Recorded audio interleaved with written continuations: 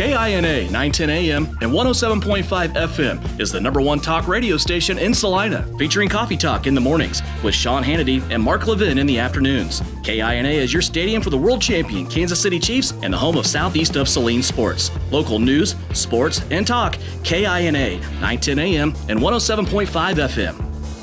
94.5 FM KG Prime is Salina's favorite classic pop hit station. Playing all the songs you love from the 80s and 90s, Prime is the at-work station you listen to all day long. Playing the greatest hits on earth. 94.5 Prime FM. 99 FM KSKG is the #1 station in Salina and Manhattan. Home to Bobby Bones in the morning and afternoons with Shane McClintock. 99 KG delivers the best of today's hot country with concerts, contests, and 40-minute music sweeps every hour. 99 KG is Central Kansas's home for new country. 97.5 FM KJCK is Central Kansas's station for all the hits. The most hit music every hour to get you through your day. Power Hits 97.5 is a highly rated top 40 station playing today's best music, serving Salina with the perfect blend of current hits. All the hits, all the time. Power Hits 97.5. SalinaPost.com is Salina's #1 news source. Our local news team has their fingers on the pulse of the city, breaking important stories impacting our community. Salina Post is also your home for live streaming local sports. Your 24/7 local news leader, SalinaPost.com. Eagle Radio Salina is more than just your favorite radio stations. We are your creative partner for the web. We can craft digital marketing plans unique to your needs. Our creative team creates amazing digital ads for the web. We also offer outstanding video production for your website, YouTube, Facebook, Hulu, and more. Let our Eagle team help you soar. Discover the power of today's radio and digital platforms. Well, first downfield, and that turns a 7-8 yard run into a 60-yard touchdown. Special teams, of course, the third phase. You were able to get some successful 2-point conversions on the positive side of that. Kick a couple of extra points. Also had some really good kickoffs, too, from Hopkins. And Malachi has a little pop in that leg, doesn't he? Some of those extra points that went through looked like they'd travel a ways. Well, and I messed up before half. We should have kicked a field goal. We were down there, we got the ball, and you know, it's fourth down. We had a timeout and everything else left, and I don't remember where we were at exactly, but after I was walking up, I was like, why didn't we kick a field goal? We don't always have that option. Yeah. And Malachi kicked the ball so well there at the end of the game that, you know, I'm excited for him because he does kick the ball well. And that's an option. That's a great thing to have in our back pocket in case we decide to use it. But I thought, you know, we had a punt return for a touchdown. We had 2 long kickoff returns. You know, and that's a big deal.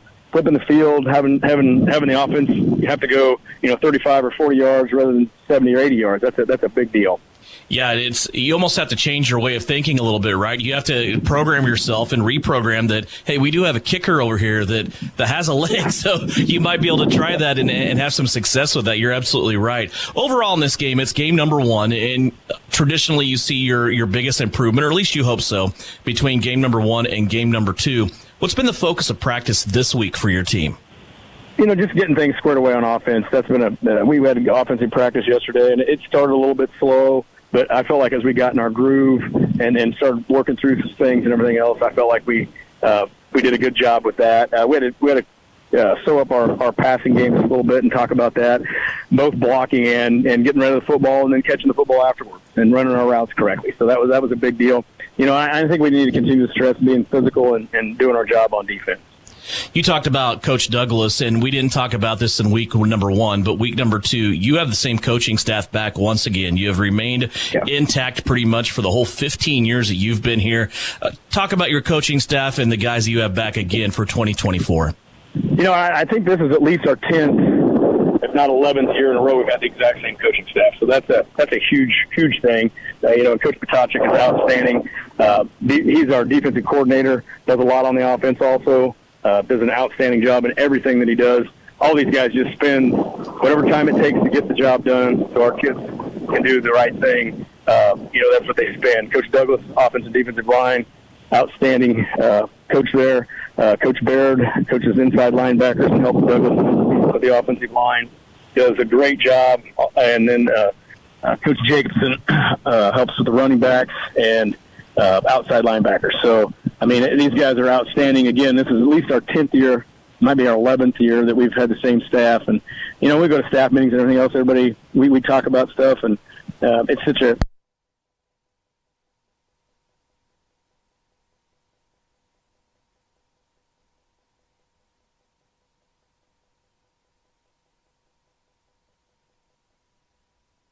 big, isn't it?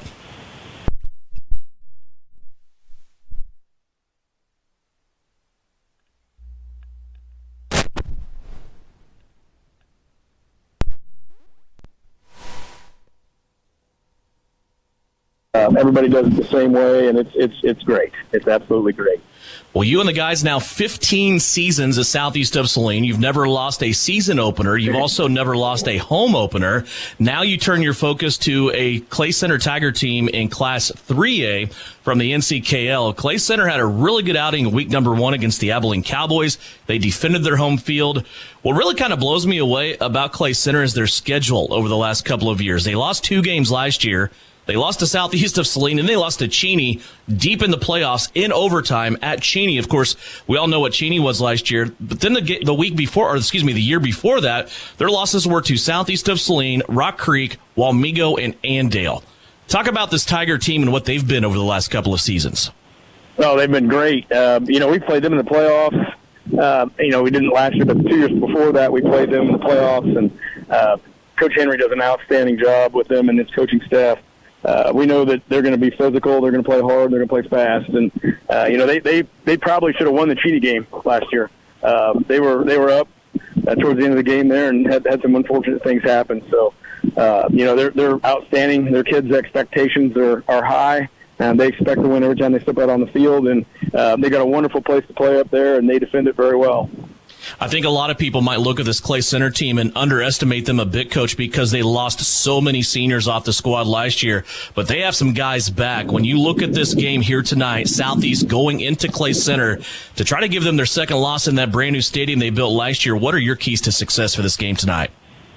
I think we need to take care of the football. We don't want their offense to be on the field if we can keep them off, because they're explosive, they're fast. So if we can keep the football, get first downs, I think I said this last week, but first downs lead to touchdowns, and that's what we got to do. We got to control the clock, control the ball. Defensively, we got to fly to the football. They got some big, strong kids that are doing an outstanding job, and they have some speed. So they're going to stretch the field, but they're also going to be able to pound a little bit. So we just got to be fundamentally sound and play well. And in a game like this, special teams can be huge. So we got to make sure that we keep taking steps forward with special teams also. So we've got to be, in a game like this, we've got to be sound in everything that we do. Southeast of Saline head coach Mitch Gephardt, his guys tonight in Clay Center to take on the Tigers. Coach, thanks a lot for your time. Best of luck tonight. Thank you. We'll be back with more Southeast of Saline pregame kickoff right around the corner after this on KINA. Don't get caught on empty. Fill up on all your basic needs at Asaria Oil and Hardware. We want to be sure you are fueled up and ready for whatever may be around the corner, no matter what time of day. Now live at Asaria Oil and Hardware, 24/7 pumps. No matter what time of day or night, your gas and diesel tanks can rely on us. During regular business hours, you can get your favorite pizza and snacks to have enough energy to win the day. Asaria Oil and Hardware, located in Asaria at the corner of Center and Main. We'll fill you up. Fall is the absolute best time for the experts at Commercial Tire Centers to look over your vehicle. Summer was tough on your tires, and winter's coming on strong. You don't want to be left stranded with tires that aren't performing. Car, truck, SUV, trailers, farm, and big rigs. Commercial Tire will help you keep safe and productive. Commercial Tire Centers, West Crawford and North 9th in Salina. Commercial Tire Centers, where service is everything.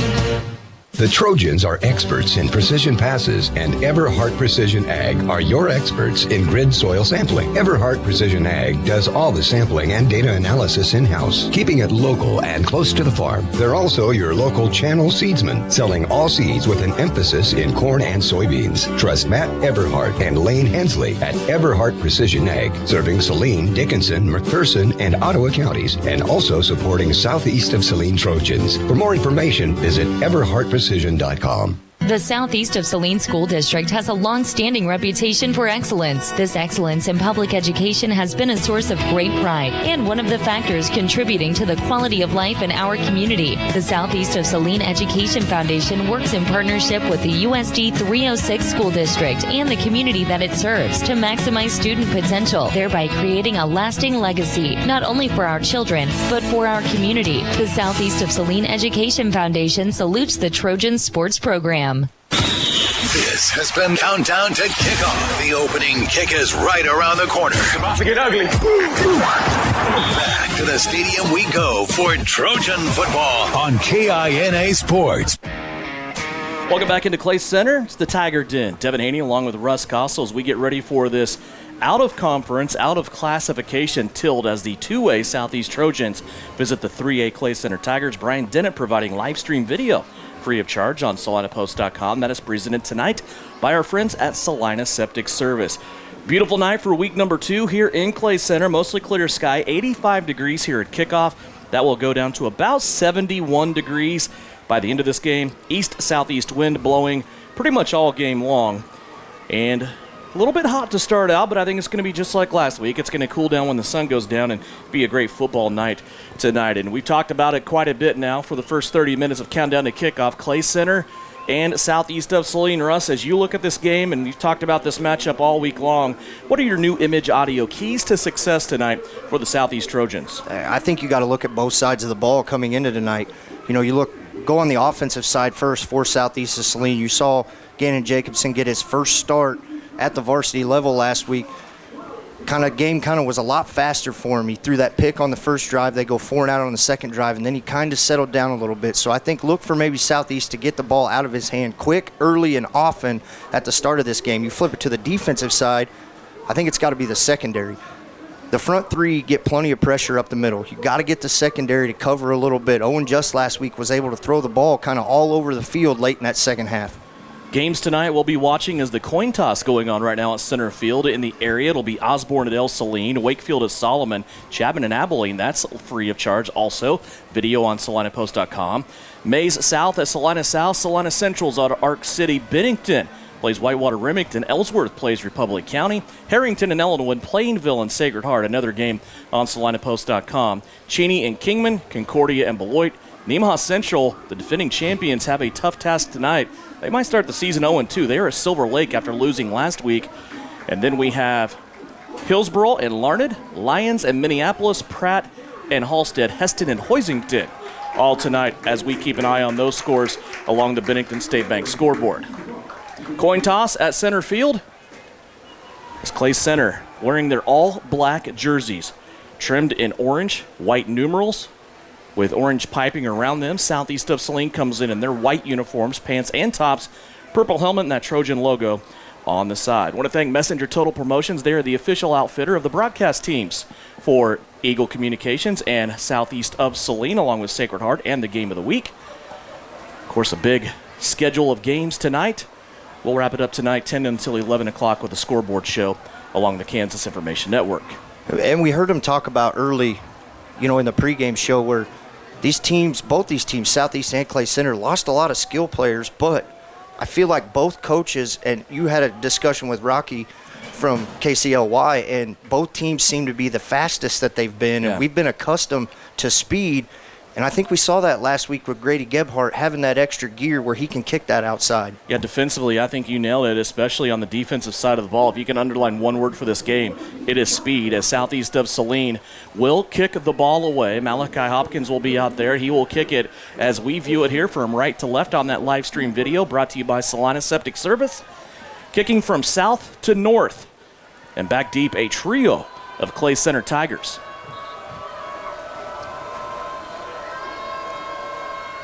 Hopkins with his hand in the air. He's going to scan left, scan right. Now on the approach, and they're going to whistle this one ready to go. Hopkins' lob kick will be taken at the 20 by Owen Craig. Craig will make it across the 30 and then be barrel rolled short of the 35-yard line. Killian Vaughn in there on the tackle for Southeast of Saline. So cue up the Clay Center offense. This is an offense last week against Abilene. They put up 34 points in a 34-7 victory. They are led by Cole Platson. He's a Division I baseball player. He is on his way to continue to wear black and orange next year at Oklahoma State. He will have with him in the backfield Isaac Girton. Girton last week, 144 yards on the ground and a touchdown. Platson, by the way, had 4 touchdowns, 2 on the ground and 2 passing. He went 12 of 20 for 202 yards in the passing game, and Clay Center had a big plays last week against the Abilene Cowboys. Here's a fumble. It goes out of bounds, though, as Platson took it on the keeper, and he got rocked over here by Thaxton on the near side. Yeah, really good job stringing that out to the near sideline, kind of ran that right outside the numbers here, and a good job of Thaxton coming up, laying that hit. Turnover battle, another thing, Devin. Southeast -2 to start the year after turning the ball over twice last week against Minneapolis. Meanwhile, Clay Center and Abilene had a combined 7 interceptions, I should say, in that game. It's a wild game in the NCKL here on this field as Abilene visited last week. 2nd down and 7, ball at the 38-yard line. Here's the sweep. Here's another fumble. Ball on the turf. Southeast trying to get there, and they cannot get there. Doing his best to barrel crawl and try to get on all fours to that football was Drew Weller, but the ball kept rolling away on the botched exchange between Platson and Girton. The football now all the way back at the 30-yard line as Clay Center loses 8 on that bad exchange. Yeah, and Weller kind of playing that nose tackle spot right there, just untouched, just kind of lost his footing.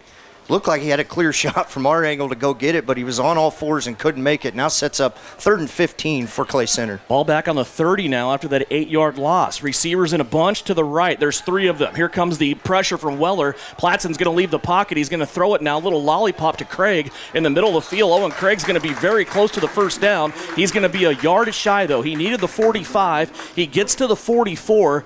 And now they're even going to say 44.5. He is a half a football shy here on 4th down after the gain of 14 yards. Yeah, and once again, quarterback doing a great job rolling out, staying behind that line of scrimmage just long enough to suck the defensive backs up where he drops it right over the head, and a good job by the receiver to almost get that first down. Now you got a big 4th and a quarter of a football to go. Yeah.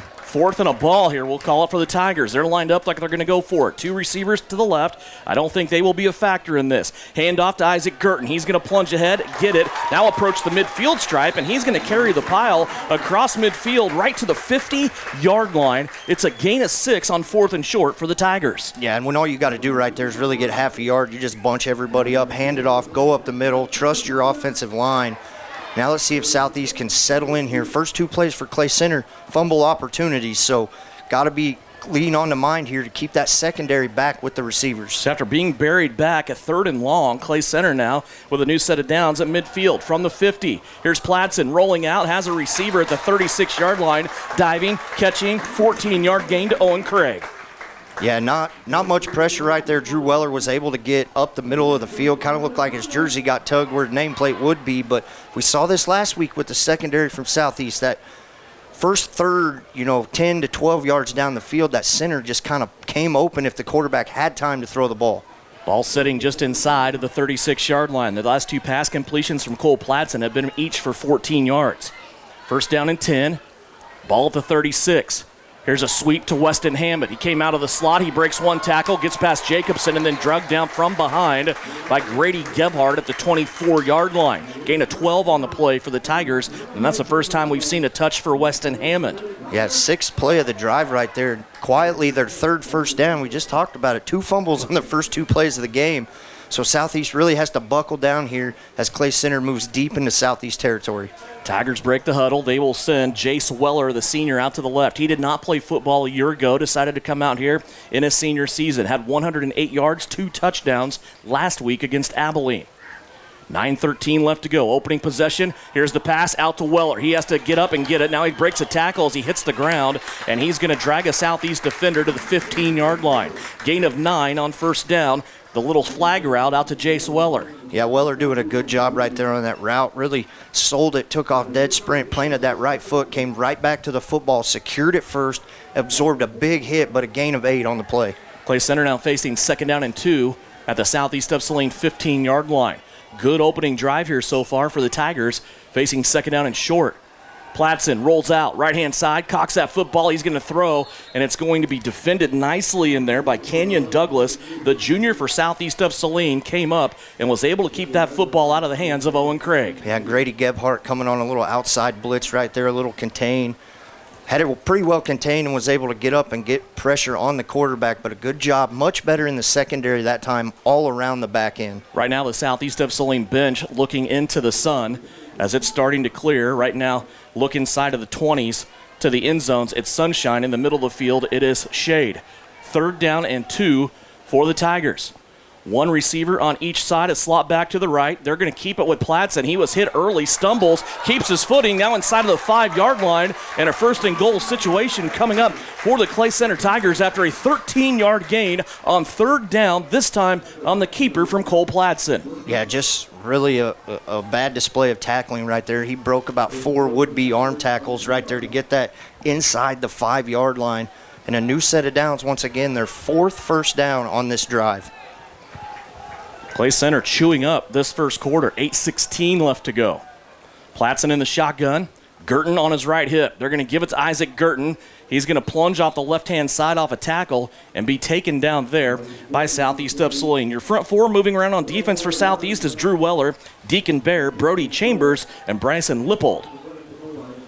And you're going to need those guys to come up big right here. Look for maybe the linebackers to come up right here. Grady Gebhardt, Killian Vaughn, maybe in that A-B gap right over the nose tackle and the guards. Football flirting with the goal line. 2nd down and goal. Tigers knocking on the door, trying to break this 0-0 tie. Platson this time with Girton on his left hip. He's going to give it to Isaac Girton. He stood up at the goal line, and no signal yet. They're going to say denied, and a 3rd down coming up. Nice job that time by those front 4 I just mentioned, along with Amarian Olive, Killian Vaughn, Grady Gebhardt, and Kenyon Douglas. Yeah, much better job getting the push off the football right there. And now you have to keep contained on here. The ball spotted right in the middle of the field, so equal distance on either side. And we've seen them roll out and make those passes or take off running. Couple of downs to go at it here for the Tigers. 3rd down and goal from the 1. Girton right side this time. Platson rolls out, wants to throw it. He's going to cut it back up inside, and he's going to be taken down and lose 2 yards.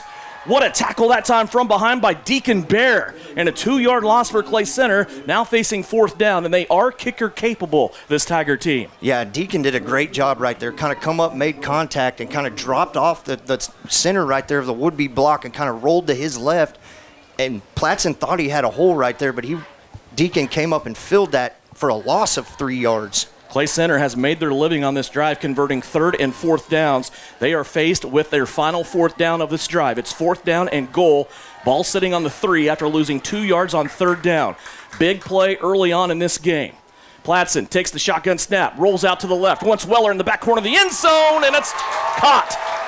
Jace Weller pulls in his 3rd touchdown in as many games here so far, just 2 games to start the season, and that was a dime dropped in there by Cole Platson from 4 yards away. Yeah, not bad coverage by Malachi Hopkins on the far side, but just a better route ran and even a better thrown ball by Cole Platson to put that out there just a full stretched arms where only his guy could get it. So give a lot of credit to Clay Center on that drive. 13 plays that started at the 35-yard line. Wow, 13-play drive ends up in a Tiger touchdown. Platson to Weller. Extra point now from Henry. Pending. Platson is the holder. The extra point is up, and the extra point is good. 6:13 left to go here. First quarter, Tigers strike on the opening drive. 7-0. Clay Center back with more Southeast of Saline football. It's presented by Salina Septic Service. It pours, so it's important for you to get coverage that meets your needs. The team at Kniper Agency with Farmers Insurance can help you understand your options so you can prepare for what the forecast brings. We know a thing or two because we've seen a thing or two. Learn more by calling Stephanie, Morgan, or Tiffany at the Kniper Agency at 825-8419 to find out how they can help you protect the things that matter most to you. We are farmers. Bum, ba, bum, bum, bum, bum. Underwritten by Farmers Truck Fire Insurance Exchanges and Affiliates. Products not available in every state. You're listening to Trojan Football on KINA Sports. A beautiful drive by the Tigers to start this game here in Clay Center tonight. A 4-yard pass on 4th down. Cole Platson to Jace Weller. Kick after by Henry was good. 7-0 Clay Center. Multiple times in that drive, Clay Center able to convert 3rd and 4th downs to keep the drive going. And Jace Weller did not play last year, and how well has he looked to start this game out for Clay Center? Had a big conversion there on 3rd down, also had the 4th down touchdown. Here's Gebhardt back at the 9-yard line on the kick return. He's at the 20, 30, 35, has to step out of an ankle tackle, and he cannot. Boy, if he would have broke through that one, he would have been in the end zone, and we'd been talking about another special teams touchdown for Southeast of Saline for the 2nd week in a row, but he could not. Still a great return for Grady Gebhardt out to the 42-yard line, and that's where we'll see Gannon Jacobson, the junior quarterback, and this Southeast of Saline offense that put up 443 yards of total offense last week, most of it on the ground with 355 yards rushing. Yeah, Grady with a 32-yard return right there to set up good field position now for Gannon Jacobson in this offense. 6:06 left to go here. First possession for Southeast of Saline in the first quarter. Gebhardt stretches it out to the right-hand side, and he cannot get anywhere, maybe got a yard. And we will talk about these Clay Center linebackers all night long. It's Drew Hoffman, Isaac Girton, along with Cole Platson. They're backed up by 3 safeties that will move around. Kind of be jokers, really, all night long in Jace Weller, Owen Craig, and Weston Hammond.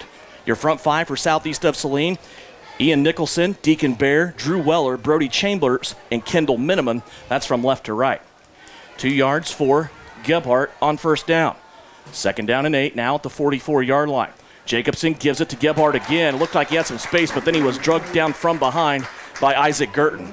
We're going to call Girton's name a lot on defense. He had 14 tackles last week against Abilene. Yeah, he looked really good last week coming from that linebacker spot. Really, and I think you're seeing it right now, the speed of really both teams, but Clay Center's defense able, not very many times you see Grady get tackled behind the line. 3rd down and 8. Call it maybe even 7 for Southeast of Saline. Jacobson wants to throw. Quick little out route to Thaxton. Tucker in the middle of the field, does a little dance, gets across the 45 and brought down at the 41-yard line after he crossed midfield. Nice pitch and catch, and probably what Gannon Jacobson needed the most. Yeah, you're exactly right. Thaxton finds a soft spot right in the zone defense, just past the first down sticks. Gannon with plenty of time to throw that ball. The offensive line giving him all the time in the world, and he completes that pass, and really his first pass of the game last week picked off. 14 yards to Thaxton.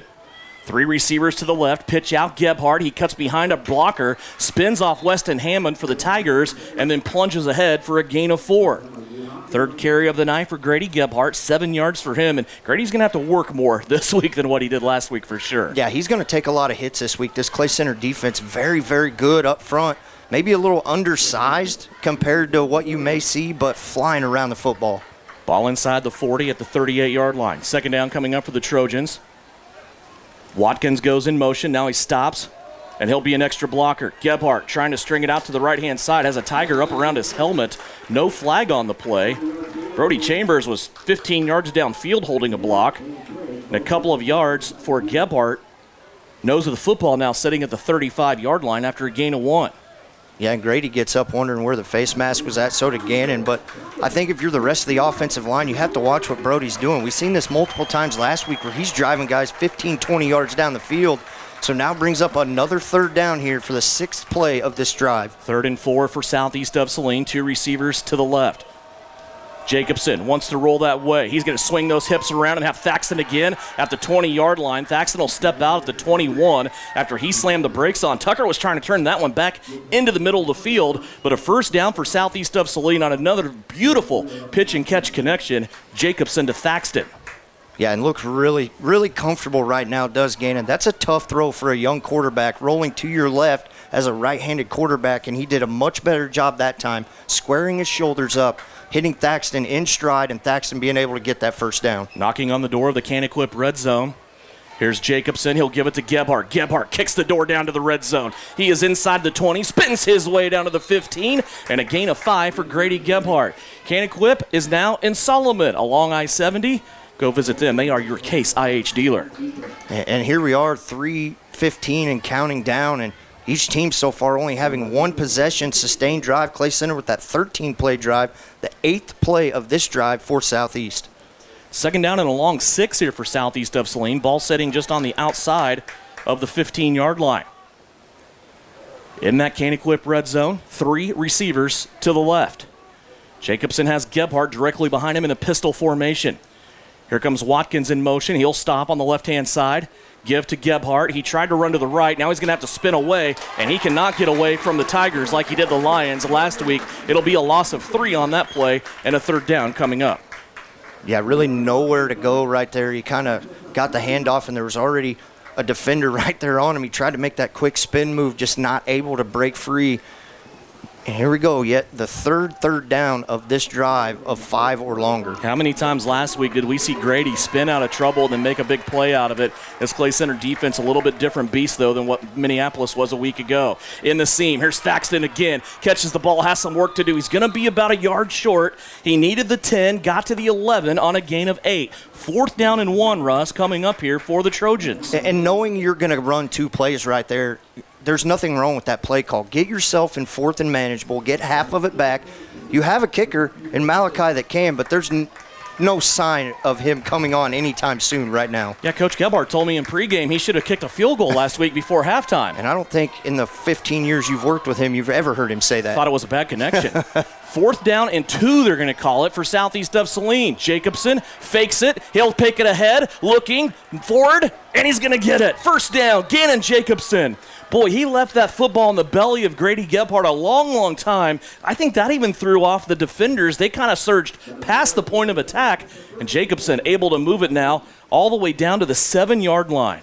Yeah, really good play design right there by this coaching staff from Southeast. You know, either one of them, we saw it last week, that read option up the middle. We saw it last week where he held it way in there till Grady was almost past the line of scrimmage and then pulled it out. 1st and goal from the 7 for southeast of Saline. Here's a man in motion. They will fake it to him, give it to Grady Gebhardt. Grady will get inside of the 5, just barely. 2nd down and goal coming up inside the 5 as we approach the 1-minute mark already of this first quarter. Unbelievable. Yeah, this first quarter is taking about 15 minutes, and that might be the fastest quarter that I've been a part of. But if you're Southeast right here, you have to punch this in the end zone. You've sustained this drive. Now your 12th play of this drive coming up. Field almost totally engulfed in shade right now. But there is a little light on Gannon Jacobson here as he runs a 2nd down play. End around to Thaxton. Thaxton has to break a tackle, and he cannot. Owen Craig comes in and hog ties Tucker Thaxton at the 10-yard line. It's a loss of 5 on that run. Yeah, and I think you're seeing it. You know, you heard Rocky talk to you about it, that this could take us to the end of the quarter, but I doubt it with Southeast up on the ball right here. Maybe at least getting one more play off, but the speed of Clay Center, very impressive to start off. Game clock at 15. It's ahead of the play clock. Jacobson takes it on a 3rd down, looking towards the end zone. Plenty of time. Back of the end zone. Tucker Thaxton has the touchdown, and we have a 1-point game. On a 3rd down and goal from the 10-yard line, Gannon Jacobson had 3 days in the pocket, and he was able to find his number 1 target in Tucker Thaxton. Chalk that one up once again to the offensive line. Gannon has had all day to throw on 3rd down. Their 4th 3rd down, and this one they had to get in the end zone, and they got it. Is now they're going to set up in the standard. We're not going to see the swinging gate out of Southeast. Point after, going for 2, trying to break the tie. Gebhardt tripped up, won't get it.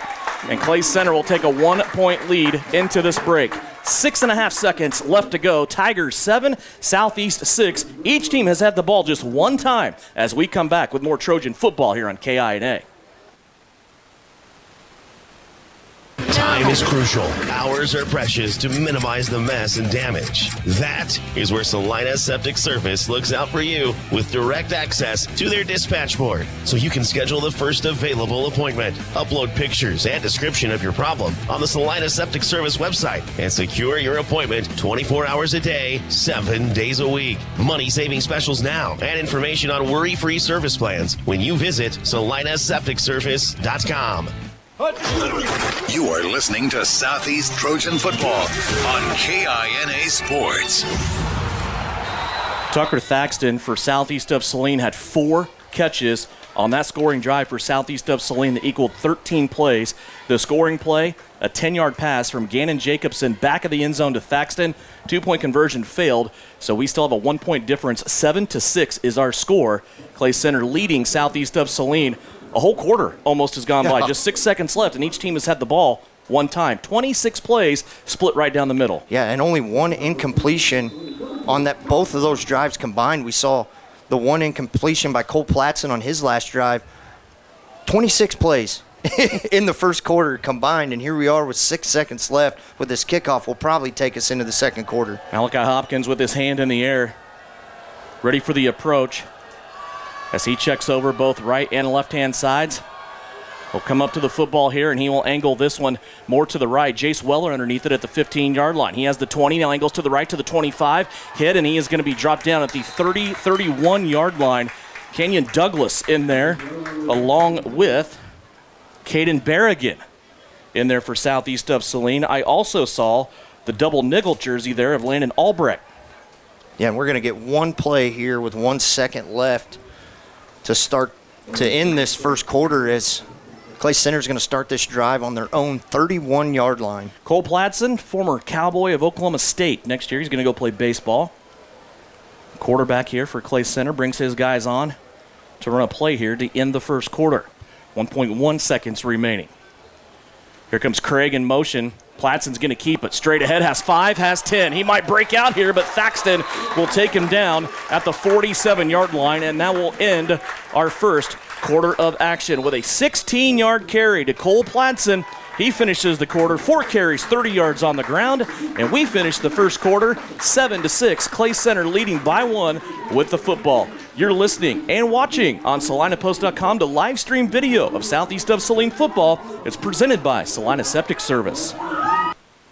You looking for a local brokerage firm to help you with your Medicare, life insurance, and annuities? L&L Advisors is the #1 local Medicare supplement and insurance specialist. Medicare can be confusing. Let the experts at L&L Advisors help make sense of it. Stop by one of 3 locations in Salina or McPherson and speak to an agent about the needs of your family. L&L Advisors, main office at 717 Roach, right off Crawford, and in the Central Mall, Salina, and downtown McPherson. Based on honesty and trust, contact L&L Advisors today. It's third down and 8 for the Trojans. They really need to make the right call here. During the football game, it's crucial to make the right call. And in real estate, one call can bring a positive outcome from your real estate experience.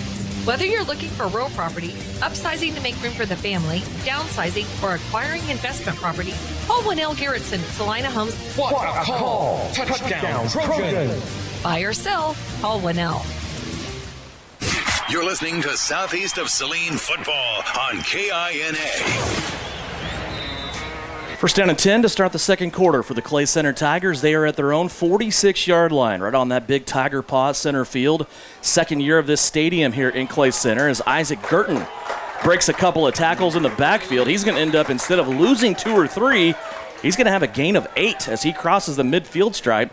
Clay Center coach Mark Henry out to point out something to the official, maybe a possible face mask or something, Russ? No, he might be talking about, over the years, Southeast will bark out, whether it's the middle linebacker, for the defensive line to switch.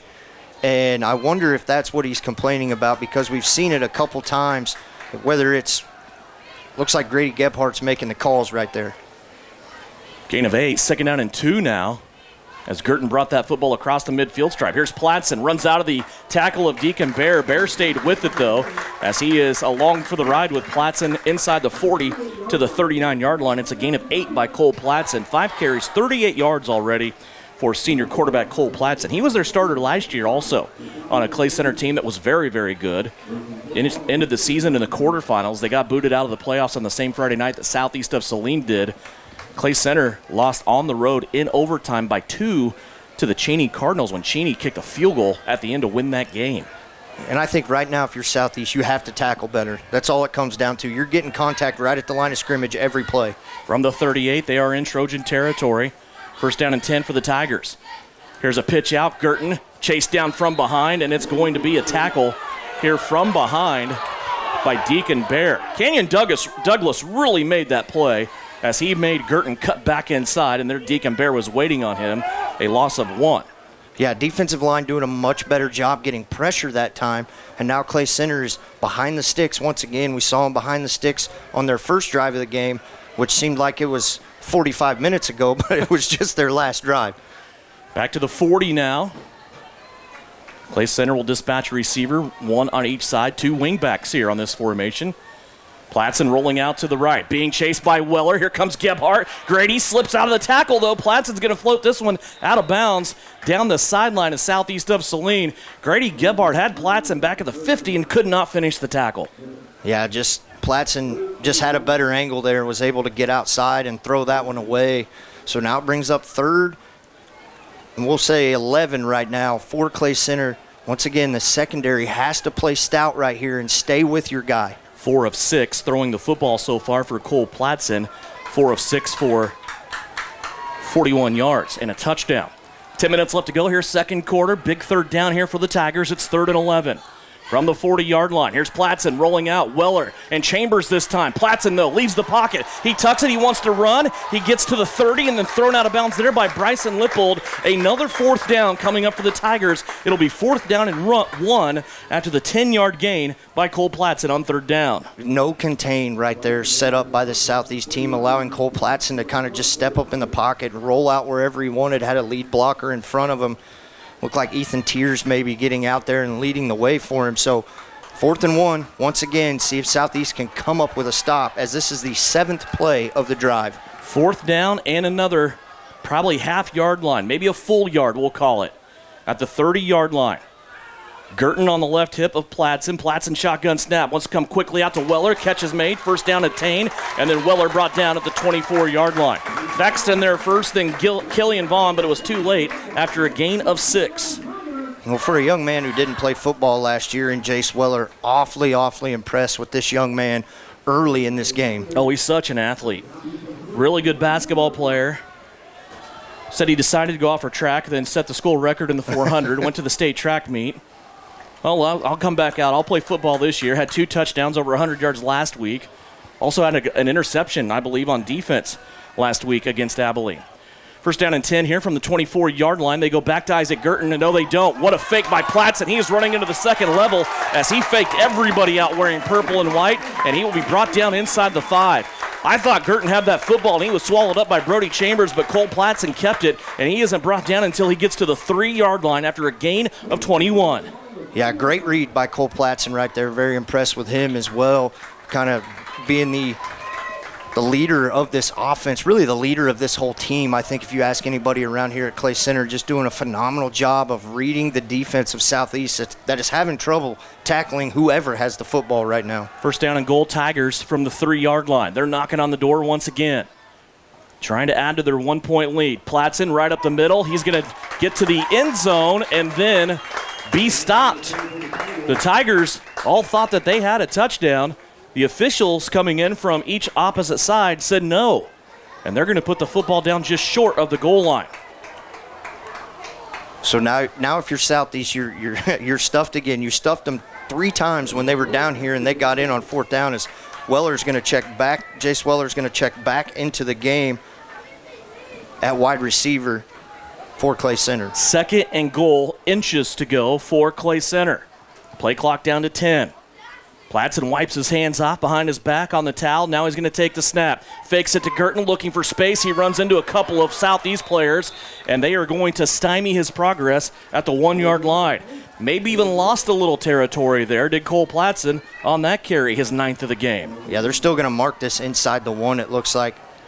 Don't look now, but this upcoming play will be Clay Center's 11th play of the drive again. Just sustained drives. We thought this game had the potential of being a big play type of game. It has not been so far. 3rd and goal, a yard to go here for the Tigers. Platson in the shotgun. Wants to give it on the end around to Weston Hammond. He is stuck and brought down by Grady Gebhardt. Hammond, though, still working. One of his linemen thought he had it. The officials don't agree yet. And it's going to be another 4th down here for Clay Center. Clay Center still trying to ask for this end zone. Then finally they get the touchdown. I don't know why that took so long. Yeah, you either score or you don't. I don't know why you asked the far side official who's 45 yards away from the play. Nonetheless, an 11-play drive, 69 yards that started with 1 second left in the first, and Clay Center takes us all the way down to the 7:22 mark of the second quarter. So the first score here of the second quarter goes to Clay Center as they chew up half a quarter once again. Henry on for the extra point.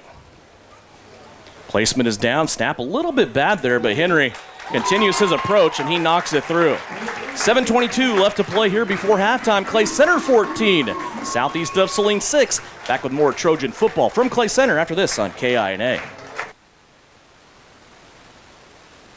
You need to bale as much as you can, as fast as you can, all while putting up the highest quality product possible. Case IH round balers have the reputation as the hardest working balers in the business to consistently build dense bales with square shoulders that don't sag. No matter the crop or field condition, bale more with Case IH round balers. With easier maintenance and serviceability, you'll spend more time where it counts. In the field, baling hay. Ready to build a better bale? Contact Can Equip in Solomon. You're listening to Trojan Football on KINA Sports. Boy, we are moving right through this second quarter of action. Clay Center's had 2 possessions. Southeast has only had 1 possession, and it's 7:22 on the clock left here before halftime. Keep it right here at halftime. We will talk to Mitch Gebhardt as he goes to the locker room at the half. We will also have a halftime feature talking Southeast of Saline volleyball with first-year head coach Juliana Yanez. Tyler Henry had a chance to talk to her earlier today, and we will talk Lady Trojan volleyball here at halftime. Here's a lob kick end over end that's going to bounce for Southeast of Saline. They'll pick it up as Evan Watkins will get that possession for Southeast of Saline and take it to a safe place at the 33-yard line. And just our second look at the Southeast of Saline offense. Yeah, good-looking first drive there, able to sustain that 13-play drive. But I think now with you unable to stop Clay Center, you're going to have to keep punching touchdowns in the end zone. First time out, Gannon Jacobson went 4 for 4 on their first drive. All 4 of those completions were to Tucker Thaxton, including a 10-yard touchdown pass. Southeast will start out at their own 33-yard line. 3 receivers to the right-hand side. Jacobson wants to roll out, has some space, and he's going to take it tiptoeing his way out of bounds at the 35-yard line. A gain of 2 on the scramble for Jacobson. Caden Berrigan right there out at wide receiver doing a good job picking up that block on the near side, allowing Gannon to get positive yards on that play. 2nd down and 8 coming up here for Southeast of Saline. Now working the other way as they drive towards the south end zone. 3 receivers on the left. Here's the fake to Gebhardt. Jacobson's going to keep it. He is tattooed right at the point of attack. Maybe even lost a half a yard on that carry. Yeah, I'd say right now the battle of the offensive defensive lines is we're going to have a Clay Center timeout right here. Clay Center defense wants a timeout. We will take it as well. 7:03 left to go here in the second quarter. It's a 30-second timeout here on KINA. APAC Kansas Incorporated has been building the Heartland from the ground up for over a century. From the supply of aggregate materials, hot mix asphalt, and concrete to the construction of roads and bridges, we do it all. You've seen our trucks, and now we want to hire you. APAC in Salina is growing, and we are hiring for all positions. From truck drivers to mechanics, general laborers, and construction, APAC has your next career. For more details, visit the job links page at salinapost.com. Great pay and benefits. APAC is an equal opportunity employer. You are listening to Southeast Trojan Football on KINA Sports. Back here in Clay Center, first check of our Bennington State Bank scoreboard tonight. Plainville leads Sacred Heart 13-6. Also, Wamego leading Rock Creek. That's an NCKL score. Rock Creek joining the North Central Kansas League this year. Wamego up 7-0. Also, Beloit leading Concordia at the end of the first quarter, 12-0. Abilene over Chapman at the end of one, 14-0. And Ellenwood over Harrington, 20-0. Harrington moving back into 11-man football this year.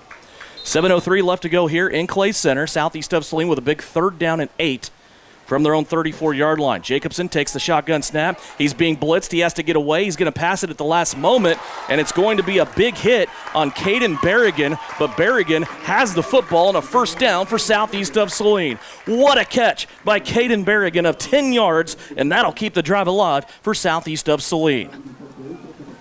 1st and 10. Yeah, good job of holding on to the football right there by Caden Berrigan. Berrigan had a touchdown last week for Southeast of Saline. Football sitting at the 44-yard line. Pitch out, Gebhardt, left-hand side, looking for good blocks. He has some. 5-yard gain, now a first down. He's down the left-hand sideline. Gebhardt still running, and he gets blasted out of bounds on the Southeast of Saline sideline after a big, big gain by junior Grady Gebhardt. And he is going to be spotted out of bounds at the 33-yard line. Gain of 22 on the play. That's Gebhardt's longest carry of the night. And really the first time we've seen him able to break free and use that speed on the outside. Football sitting at the Clay Center, 34. It's really one of the biggest plays we've seen tonight. Here's Gebhardt again off that left-hand side. He is going to have near first down yardage again. I think he does have it to the 24, maybe even the 23. He's very close to the sticks on that far side. We'll see what the official says. The stick guys are wanting to move the chain gain, and the official says, no, let's hold it right here for a second and very short. So open the playbook here if you're southeast of Saline. Second and very short. As Grady Gebhardt goes back-to-back carries for a total of 31 yards. Jacobson rolls out right-hand side, has that football cocked. Thaxton in the end zone, puts it up to the back of the end zone, and Thaxton undercut from the defensive back for Clay Center. That's Owen Craig, as those two guys really put up a great effort for the football, and I like the call of no flag. Yeah, I do too. I think if you're Gannon Jacobson, you maybe put that up in the air a little further deep just to let Thaxton be up and go for it, but I do like the no call right there. Yeah, either Thaxton catches it or it goes over his head out of bounds, right? So that'll bring up 3rd down and 1 now. Like I said, not even nearly a football here for southeast of Saline. So they took a shot on 2nd down. Now 3rd down here with the ball sitting at the 25-yard line. In Clay Center territory, they go back to Gebhardt looking for that 1st down. He's going to move the pile ahead to the 23 after a gain of 2. So Gebhardt starting to find his rhythm here a little bit. Now 10 carries, 46 yards for Grady. Yeah, and that the 7th play of this drive and the 5th first down for Southeast. Really looked like they have something on that left-hand side over there. Jacobson, 1st down and 10. Ball to Clay Center, 23-yard line. Throwback pass. That looks familiar from the game last year. Only last year had much better results, as we had a throwback at the end of the game to clinch the win between Daniel Kerr and Nathan Friesen. This time, Southeast brings it back, and they're going to lose 4 yards. Yeah, it looked like it was set up real well right there by Southeast. Had all the lead blockers, but one defensive back just blows that whole play up for Southeast. Moves the football back to the 27-yard line after a loss of 4. 2nd down and 14. 5:09 left to go here before halftime. Pistol formation, Gebhardt directly behind Gannon Jacobson. Jacobson, a little slant route here to Thaxton. Thaxton on the bobble, still takes the football to the 20-yard line and gains 7. Makes it more manageable here now for southeast of Saline after that gain. And another double-digit drive, as the double-digit play drive, as this will be the 10th play of the drive for Southeast. 3rd down and 6. 3rd down and 7, we'll call it. Football setting at the 20-yard line. Clay Center calling on their crowd. Packed stands here at the Tiger Den in Clay Center. Here's the play action fake to Gebhardt. Jacobson rolling out. Throws it over to the left-hand side to Watkins, and Evan Watkins going to be right at the sticks. A Tiger comes in late, though, no flag, and they will have to see judgment-wise where this football is going. Russ, you're looking right down the line. What do you think? Yeah, I think you're going to be possibly a little short here, depending on where they spot the football from where he went out of bounds, although it looks like the chains may have broke right there. Could have broken chains, maybe. That's a new one. Got it fixed, though. Nice applause out of the southeast of Saline sideline. And now they are going to move the chains, as that ball was taken to the 14-yard line.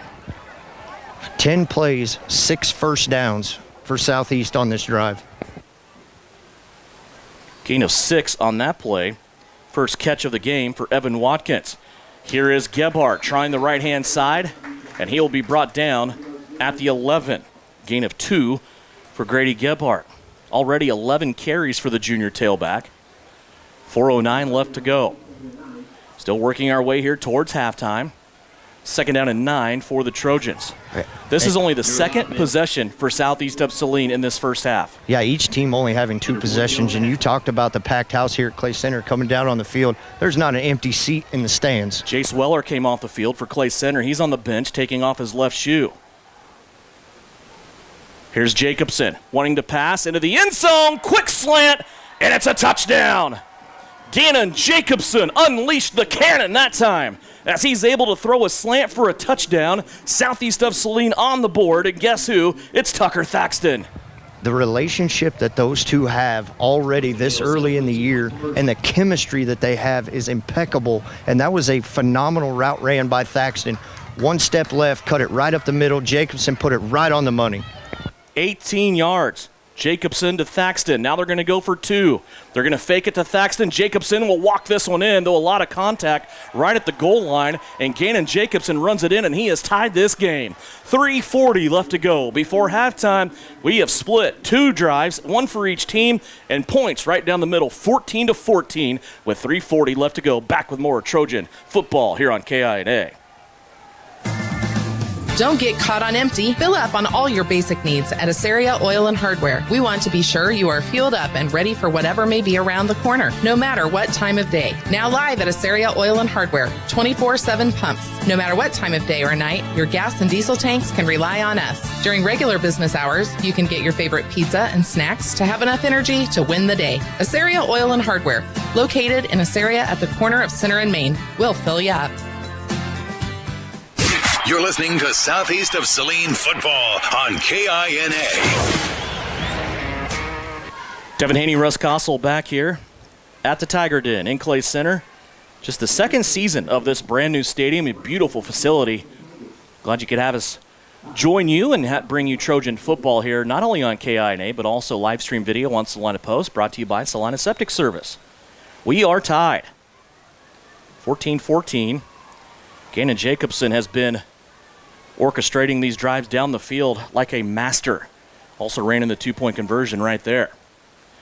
3:40 left to go here in the second quarter. Malachi Hopkins has his hand in the air once again.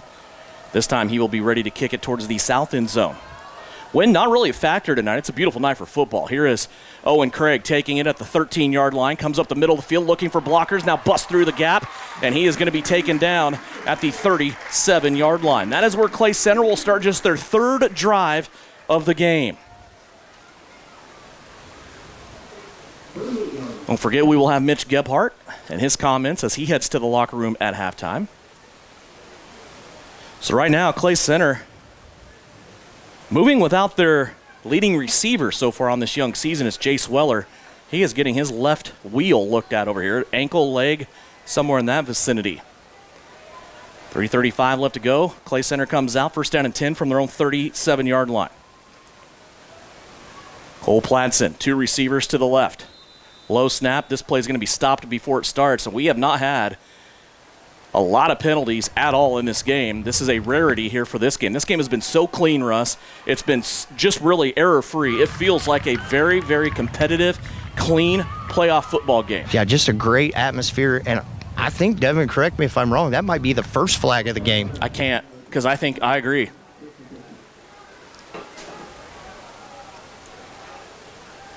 So with 3:33 left to go in the first half, we see our first flag. It's on Clay Center, and it drives them back to the 32. Now 1st down and 15. Total of 4 skill players to the right-hand side of the formation for Pladson. Low snap, it's on the ground. Here comes the Trojans, and Deacon Bear is going to take Cole Pladson down at about the 21-yard line. It's a loss of 12 on top of that penalty that they just sustained. Clay Center has squandered 20 yards in offense on bad snaps tonight. Remember, their first 2 plays from scrimmage were bad snaps, though Southeast couldn't take advantage of it. Yeah, and I think right here, if you're Southeast, you have to do something with this now with them pushed way back behind the sticks. Clock running now, 3 minutes left to go here in the second quarter. Here's the give to Girton. Girton over on the edge. Steps through 1 tackle, but he can't get away from Bryson Lippold. He's going to come out to the 30-yard line on a gain of 7. Isaac Girton now, 6 carries, 21 yards. And as we click under 3 minutes to go here in this first half, if Southeast can come up with a stop here, you can look for the 2-for-1. If you could stop them, Southeast getting the ball to start the second half. 3rd down and 18, ball sitting on the 31. I'm still keeping a side eye here on the sideline with Jace Weller. Now the EMS cart over here as they continue to look at his left leg. Not sure what the situation is there. Clay Center could sure use him here. 3rd down and 18, ball from the 31, and Mark Henry is going to let the play clock go down to 6 and then take a quick timeout. We will take it as well. We'll step away for a 30-second break. Come back with more Southeast of Saline Trojan football. It is tied in Clay Center, 14-all here on KINA. You're telling me your driver turns you on remotely? It feels so good. One gentle touch of a handy remote or mobile app and my motor is running. And don't fret, my little pickup pal. New Image Audio installs these inside trucks too. Oh, yeah. You'll want it when the winter chill hits. A remote start from New Image Audio for cars, trucks, even diesels. All systems remote and cell phone capable. Nationwide coverage. Get yours at New Image Audio on South Broadway. In Salina. You are listening to Southeast Trojan Football on KINA Sports. Boy, what a football game we've had so far here in Clay Center. It is 14-14. Tigers faced with a 3rd down and 18.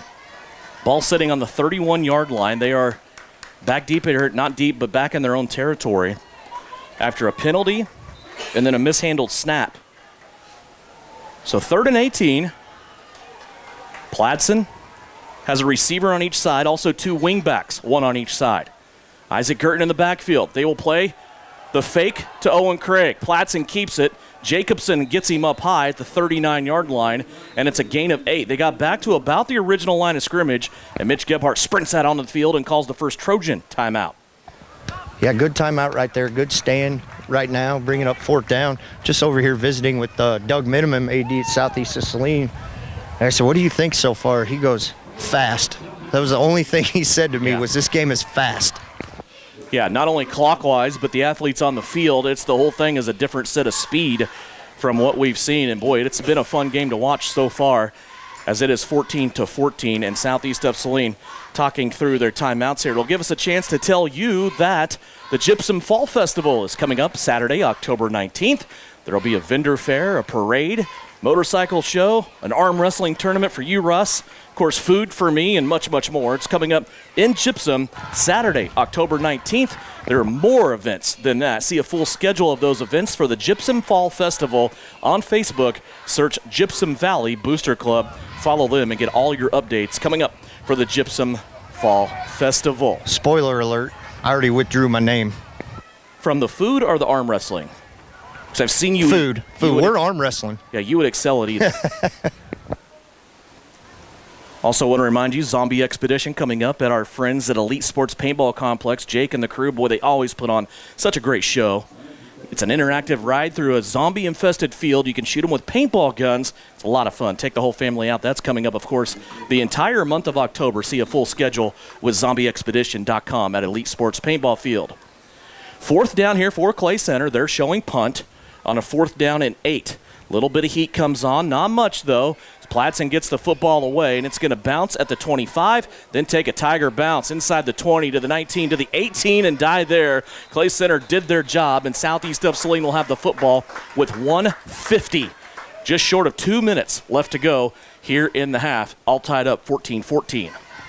And pencil that one down, that drive being the first drive of the game where neither team has scored, and each team only going to get 3 possessions potentially in this first half. What a punt that was by the Tigers. And it'll give Southeast of Saline the football. Just short of 2 minutes left to go. 2 timeouts in the pocket here of the Trojans. Jacobson with Gebhardt behind him. 3 skill players to the right, including Watkins at a slot back.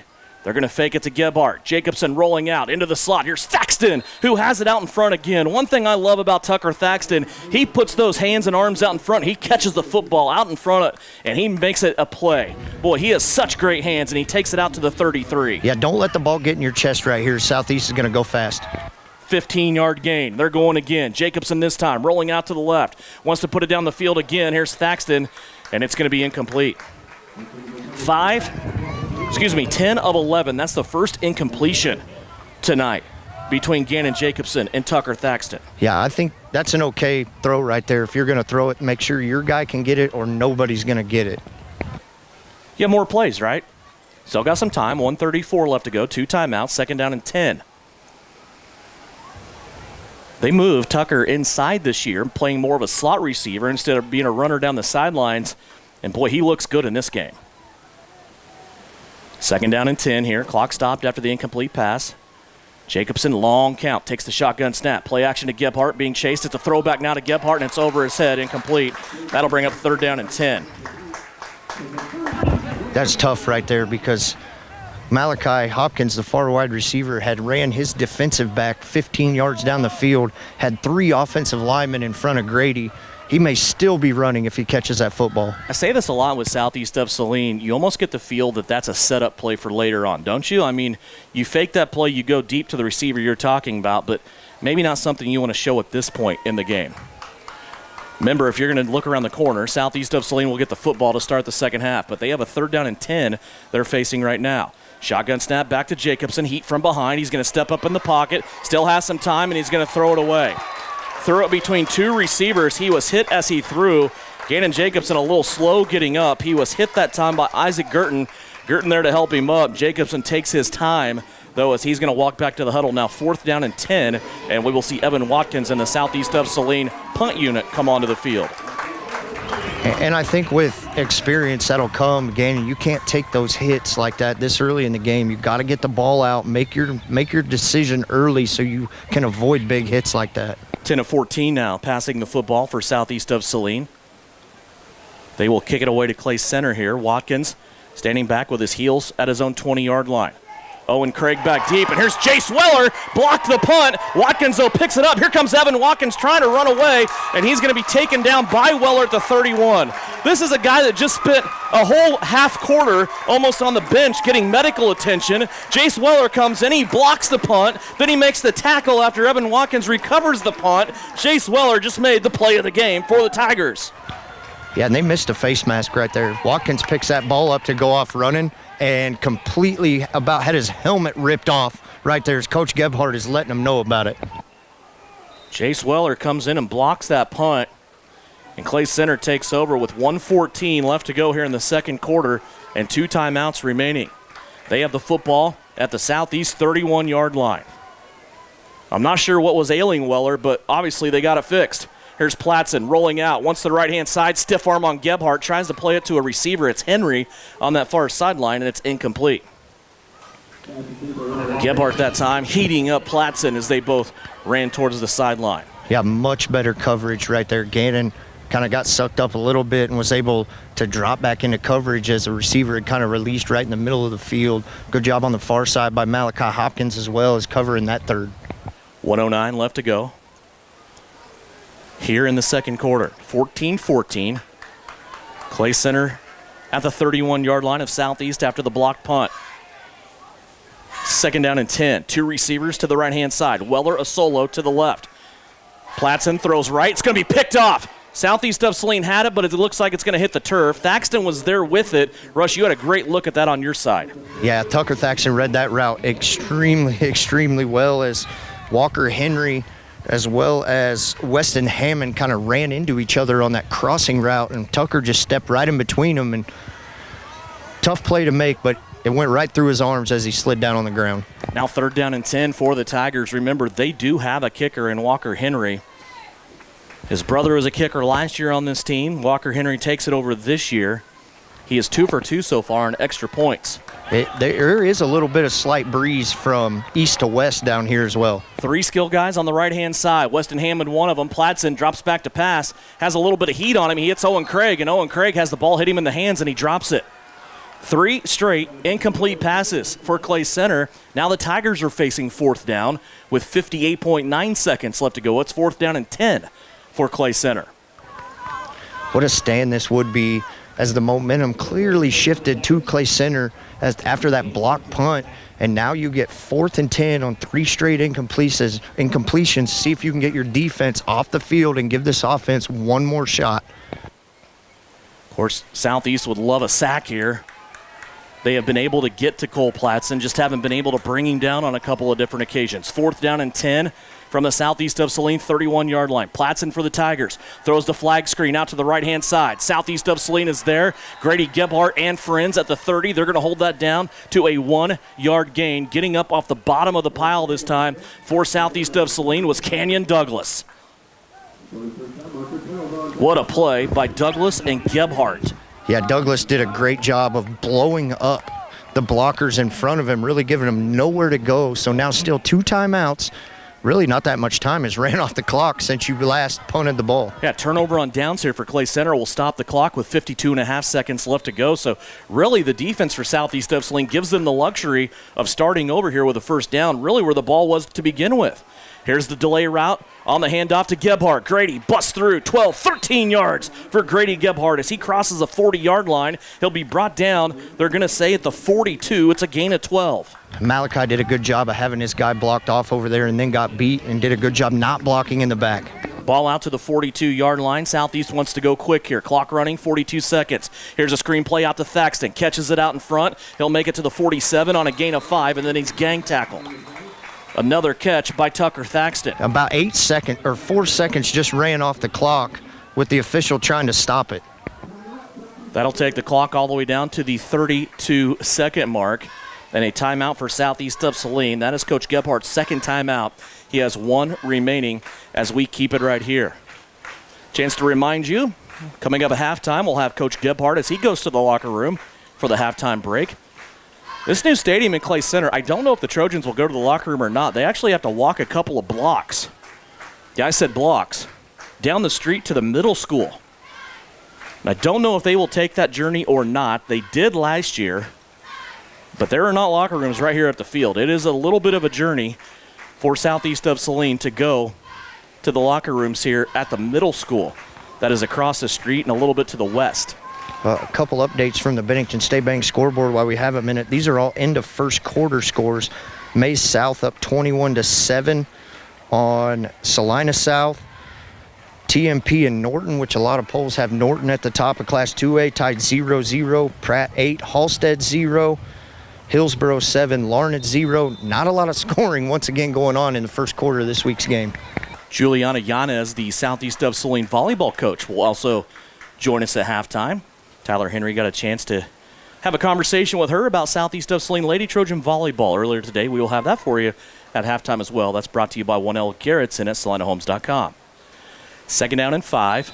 Southeast of Saline pushing it towards midfield. They're at their own 47-yard line. 36.5 seconds left to go. 1 timeout remaining.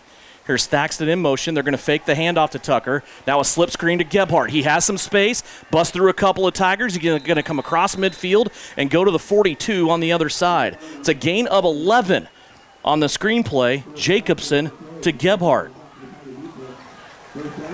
And they're going to try to save that last timeout. Southeast going quick here. First down at the Clay Center 42-yard line. Jacobson wants to let it eat. Goes down the left-hand sideline. Has a guy diving at the 5, and it's incomplete. Tucker Thaxton had a beat on that football, and it slips through his hands at the 5-yard line. That'll leave 17 seconds left to play here in the first half.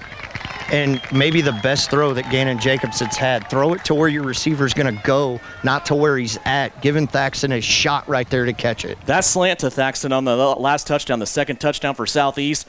Thaxton was still engaged with a defensive back when Gannon threw that football. He just turned and came into it. It was a great play. Second down and 10. Jacobson again looking deep. Left-hand sideline wants to go again, and it's going to be incomplete. The safety that time, Jace Weller, came over for Clay Center, disrupted the play, and the football falls to the turf incomplete, stopping the clock at 8.8 seconds left to go here in the second quarter. So Southeast taking some shots here at the end zone. And I don't mind it. Let him take a few shots right there and get it. You know you're going to get the ball to start the second half. So if you turn it over down there with under 10 seconds left, not terrible. I mean, obviously on the stat sheet it does, but 8.8 left. You got 2 more downs to get it in the end zone. They are giving Tucker Thaxton 20 yards of cushion, maybe more. He is in the slot. They're going to throw the screen pass out to Gebhardt. Gebhardt catches it, trying to make his way to the sideline to stop the clock, and he does with 2.3 seconds left. That'll bring up fourth down. But let's talk about the offensive line. Gannon he doesn't really have to leave the pocket unless it's a designed rollout. They're giving him plenty of time inside the pocket to find these receivers way down the fields as you're going to get your final timeout by Southeast right here. So Southeast is going to take the timeout. Remember what Coach Gebhardt told me in pregame. He said, I should have went for a field goal last week. I know he won't do that here because it will be a long one. It'll be a 52-yarder, but definitely a shot to the end zone here for Southeast of Saline. I think what this conversation is about is, A, not only the play that you want to run here, but B, what you do if there's an interception. You definitely don't want to throw an interception in the end zone and then not be in position to cover it and have Clay Center turn one back the other way on you and really swing this momentum. The absolute worst thing you want to have happen here, Russ, is go to the locker room tied 14-14. Yeah, you're exactly right. I think you just go run the play. Your offensive line giving you plenty of time to throw the ball. If you're Gannon, just take a couple steps out of the pocket and go back and just rear back and throw the ball. Mind you, they're headed north to south. The scoreboard here at Clay Center is on the south end, so Gannon will have eyes as that scoreboard is big. Maybe they're telling him, let that clock kind of run down and then just chuck one up in the air to give your guys a shot at it. I don't think there's much running down, though, because there's only 2.3 left. I think if you throw one up in the air, that clock's going to run out while the ball's in the air. Yeah, it threw me off when they were counting down the timeout. It got me on the first timeout, too. They put a minute up when there's a timeout, and you look at it, and you're like, okay, there's how much? There's only 2.3 left here, so I got your back on that one, bud. 4th down and 4. I don't think that matters, though. Line of scrimmage at the 35, and we're going to see the arm once again of Gannon Jacobson. One play, 4 wide receivers to the to the right-hand side. Jacobson, little pump fake, squirts out of the pocket, throws it back to the middle of the field. It's caught. Gebhardt has it at the 20, angling out to the right-hand side, cuts it back to the 15. Can't get away from a Tiger there, though, and he's going to be brought down at the 14-yard line. It's a gain of 21 to end the half, and we are there. Halftime is here as we await the comments of Mitch Gebhardt. And, boy, what a first half that was, huh? Both teams scoring on their first 2 drives. Southeast of Saline missed a 2-point conversion after their first touchdown, but got it after their second touchdown and evened things up at 14-14. After that, Southeast of Saline's defense got their first stop, made Clay Center punt. Then Southeast of Saline had a punt blocked. Southeast of Saline's defense comes out, they get a stop, and then had a couple desperation plays there to end the half. As we go down on the field, Russ Kossel will have Mitch Gebhardt. Coach, 14-14 right now. You open the game up, 13-play drive. Clay Center, 13-play drive. And then you kind of just go back and forth a little bit there. Talk about your overall thoughts in the first half. Well, it's kind of what I thought it would be. Clay Center does an outstanding job, and both teams have made mistakes. Both teams have corrected them. It's going to be a fun second half. One thing that looks different this week, Gannon looks much more comfortable back there throwing the football. Yeah, I really feel like he does, and we've got Tucker in a couple different situations there where he's caught some balls, and I really feel like he's feeling comfortable now. Okay, good luck second half, Coach. Thank you. Devin. We'll let Coach Gebhardt take off and run the country mile, as they say, towards the middle school where Southeast of Saline will have their halftime. 14-14 our score here as Southeast of Saline and Clay Center all knotted up. When we come back, we will do a couple of different things. We will have a check of scores across the Bennington State Bank scoreboard. We'll also give you stats from this first half. A scoring recap brought to you by Dr. Andrew Westbrook at the Maury Clinic Sports Medicine. But coming up first, after the timeout, we will have a special guest at Southeast of Saline volleyball time. We will talk to head coach Juliana Yanez. That's coming up next. Halftime is here. We are tied at 14, Clay Center and Southeast of Saline, as you listen to it right here on KINA. Kickoff Auto and Truck Accessories. Everything to bling out your ride in one place, including top quality lift kits, wheels and tires, bumpers, Jeep accessories, fender flares, bed covers, bed liners, step bars, even custom painting. Kickoff Auto is the and soil dealer and has many synthetics and filters in stock. Visit Kickoff Auto on Facebook for specials, great ideas, and let them make your truck stick out in a crowd. Kickoff Auto and Truck Accessories, supporting the Southeast of Saline Trojans. For 40 years, Phillips Seed has delivered top-quality certified seeds. With wheat drilling season approaching, now's the time to reach out to Phillips Seed Farms for the latest variety options and tailored seed treatments. It's also the perfect opportunity to plan your corn hybrids and soybean varieties for the 2025 planting season. Visit PhillipsSeed.com, follow us on Facebook and X, or connect with a local seed dealer near you. Phillips Seed, serving, innovating, growing since 1985. Running out of time for laundry? Let Laundry Technicians of Salina help you. Our premier wash and fold service offers convenient same-day or 24-hour turnaround options. Simply drop off your laundry and pick it up fresh and folded, giving you more time for what really matters. Whether you're back from a trip, swamped at work, or caught off guard by an unexpected event, we've got your laundry covered. Visit Stella at Laundry Technicians in Craft Manor today and experience how we simplify your life one load at a time. At Maury Clinic Sports Medicine, we are available when you need us most. I'm Dr. Andrew Westbrook, and I am the sports medicine physician at Maury Clinic. I see patients of all ages and help them come back stronger than ever. From broken bones to joint pain, my team and I are committed to help you do more. For those with sports injuries, come see us at our sports medicine walk-in clinic Monday and Thursday mornings from 8 to 9 a.m. Prevent, recover, and strengthen so you can perform your best. Maury Clinic Sports Medicine. Make your move with confidence. This is the Trojan Halftime Report. Coming up, a first half recap, stats, interviews, and a look at other area games. Let's head back to the stadium for Trojan Halftime on KI.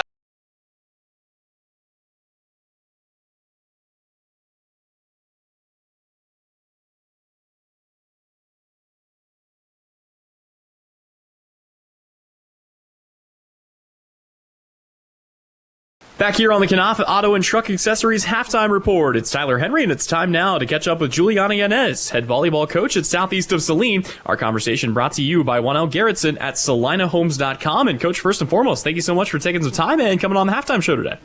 Of course, thank you. So it's your first year as head coach here at SES. I was curious, how has the transition gone, and do you feel like you've kind of been able to settle in with the people in the Southeast community? The transition has been a little interesting just because I'm not, high school is not as on hands for me as college is, just because I'm not in the building all day, every day. I think I've found a good community outreach, even with the parents of the girls on the team. Like, they've all been super welcoming, super helpful in setting things up for our tournament and things like that. Well, and you kind of alluded to it a moment ago, but you are still the assistant coach for Kansas Wesleyan's men's volleyball team. How nice has it been to be able to stay kind of in and around the same community and work with both programs? Well, here at Kansas Wesleyan, we always like to give back to our community because they support us so much. So I love being able to be a part of our community, meet people. Everyone's connected somehow, whether by their marriage, relation, cousins, uncles, things like that. So it's kind of interesting to see how many people I actually know and who they're all connected to.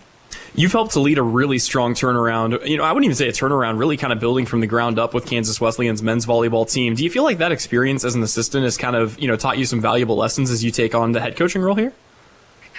I believe so. I think it really has transformed my coaching perspective and the way I look at things. Just because we're strong last year at the high school level doesn't mean we can't be stronger and still build from the ground up, as long as we break down what we need to and then build back up from there. Your team is off to a really great start here in the 2024 season. You start the year 5-1. What overall has been kind of your biggest assessment or maybe your biggest takeaway from these first 6 matches? My biggest takeaway is that we have a lot of fight. Sometimes we get into some really close games just because we get a little relaxed, and being relaxed is not a bad thing, but sometimes we get too relaxed and kind of are going with the flow, but we know how to kick it on when we need to. So that's been kind of my biggest takeaway with these girls lately. Aside from just, the wins and losses, what would you say has been kind of the best thing that you've seen out of the girls here for these first 6 matches? The best thing I've seen is their grit and their determination and their ability to not give up, and kind of building on their confidence. Like, I've seen a definite change in their confidence from the very first day of practice to now, and throughout the game. So it's very amazing to see. Kind of on the flip side of that coin, and not even necessarily inherently negative things, but what are some of the biggest improvements that you'd still like to see your team make from the first 6 matches to maybe these next 6 matches? I would just say more confidence. We can always be more confident, and that can only help us. And the power of belief of knowing that we can beat hard teams and we are the team to beat, I feel like that will be our biggest change that I would like to see. I know that when you look at the team that came back from last season, a lot of returning talent here on the Southeast of Saline squad, but through the first part of the season, who are some of the players that have really impressed you with their ability to step up and play at a high level? I feel like all the seniors have really impressed me, as well as some of our transfers. They are amazing at taking in all the knowledge that I'm giving, and I know it's a lot of information sometimes, but making the adjustments on the fly, and doing things kind of the hard way sometimes isn't always the best way, but finding out and figuring out how to work through those things and take them accordingly and put them to play.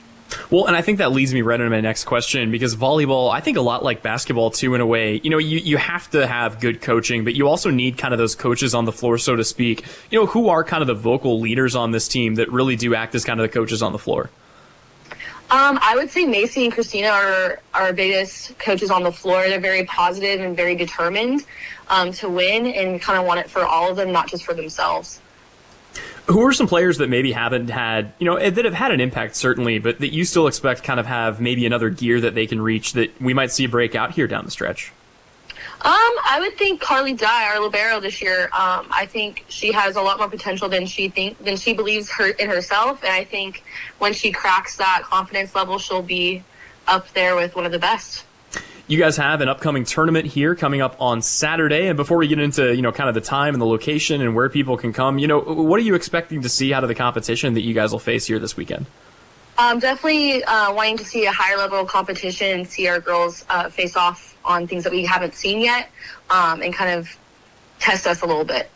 Well, and for the Southeast of Saline faithful that might want to come out and support the Lady Trojans on Saturday, can you tell us a little bit more about where they can come and where they can find tickets? Yeah, we'll be playing at home at Southeast of Saline.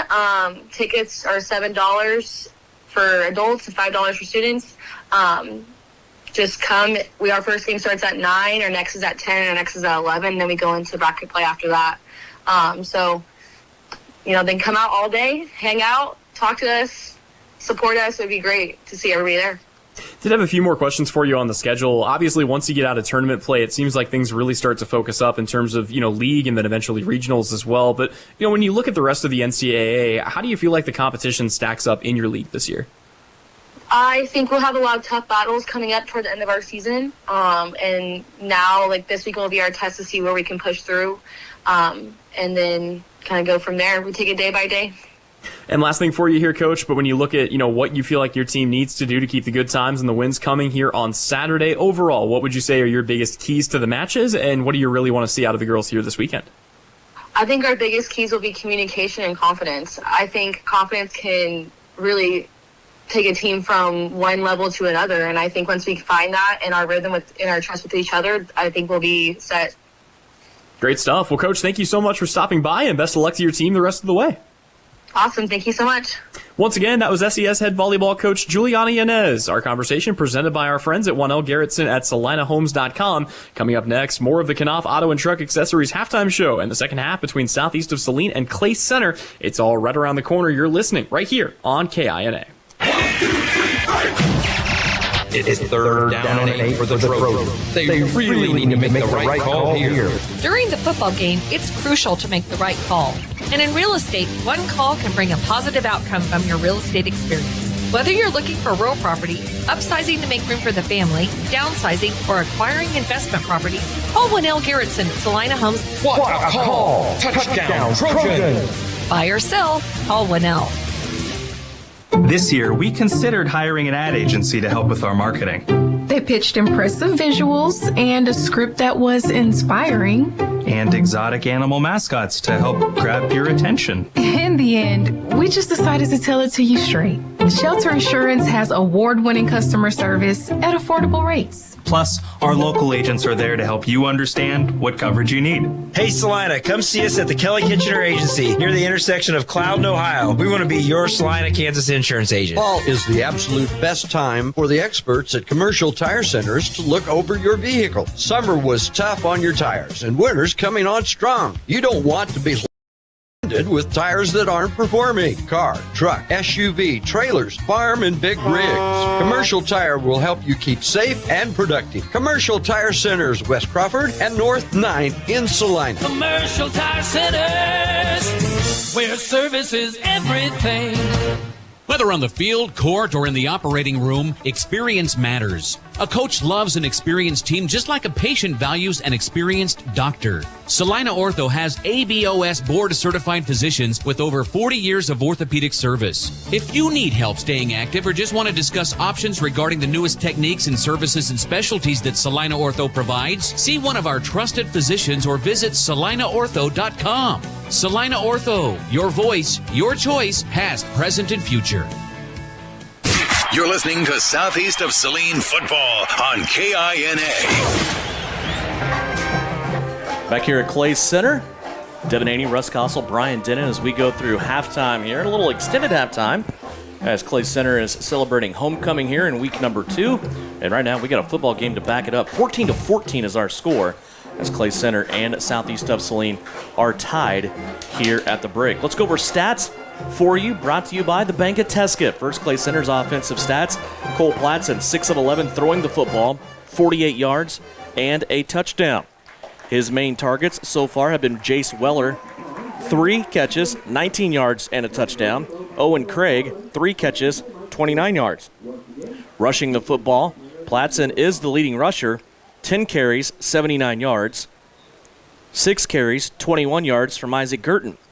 2 carries, 13 yards for Weston Hammond. He had a rushing touchdown in that first half. For Southeast of Saline, much more pass-friendly than what it was a week ago. So far, Gannon Jacobson looking good. 15 of 20, 154 yards, 2 touchdowns, no interceptions for Gannon Jacobson. His main target so far has been Tucker Thaxton, 8 catches, 92 yards, 2 touchdowns so far for the senior wideout Tucker Thaxton.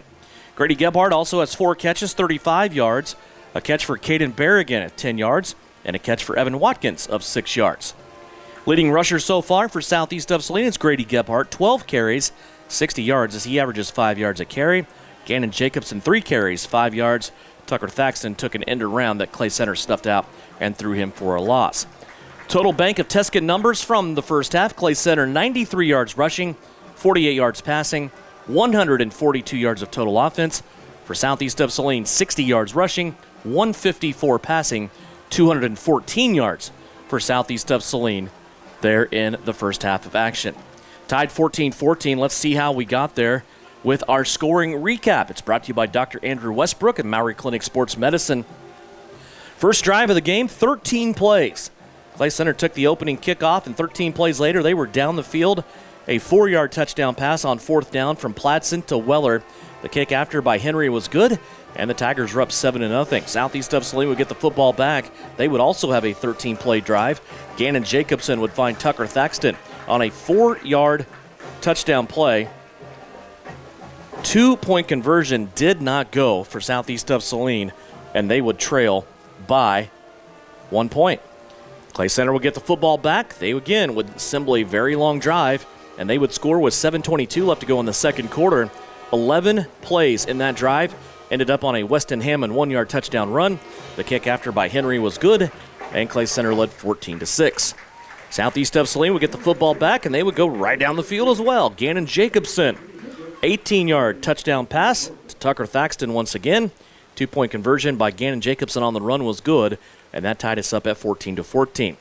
Clay Center would punt on their next offensive drive. That would be the first stop for Southeast of Saline. But then Southeast of Saline would have to punt, and Clay Center would block it. Jace Weller would come through the line of scrimmage. He would block that Southeast punt with 1:31 left to go. And really in scoring position at the 31-yard line was Clay Center. But the Southeast of Saline defense would come out. They would get a stop and a stand.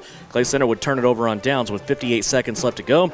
That allowed Southeast of Saline to take a couple of deep shots towards the end zone, but they were not able to make any fruit out of it, and they would go to the locker room where we stand now, tied up 14-14.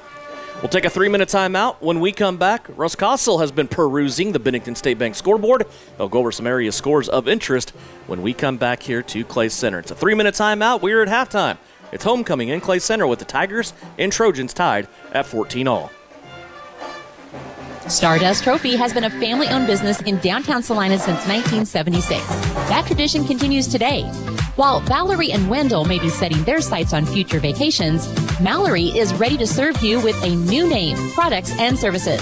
Stardust Awards and more. Personalized items and products for your office, business promotion, wedding, and of course, medals and trophies, plus so much more. Stardust Awards and more in downtown Salina since 1976, serving you at StardustTrophy.com. Kickoff Auto and Truck Accessories. Everything to bling out your ride in one place, including top quality lift kits, wheels and tires, bumpers, Jeep accessories, fender flares, bed covers, bed liners, step bars, even custom painting. Kickoff Auto is the and soil dealer and has many synthetics and filters in stock. Visit Kickoff Auto on Facebook for specials, great ideas, and let them make your truck stick out in a crowd. Kickoff Auto and Truck Accessories, supporting the Southeast of Saline Trojans. The Trojans are experts in precision passes, and Everhart Precision Ag are your experts in grid soil sampling. Everhart Precision Ag does all the sampling and data analysis in-house, keeping it local and close to the farm. They're also your local channel seedsman, selling all seeds with an emphasis in corn and soybeans. Trust Matt Everhart and Lane Hensley at Everhart Precision Ag, serving Saline, Dickinson, McPherson, and Ottawa counties, and also supporting southeast of Saline Trojans. For more information, visit everhartprecision.com.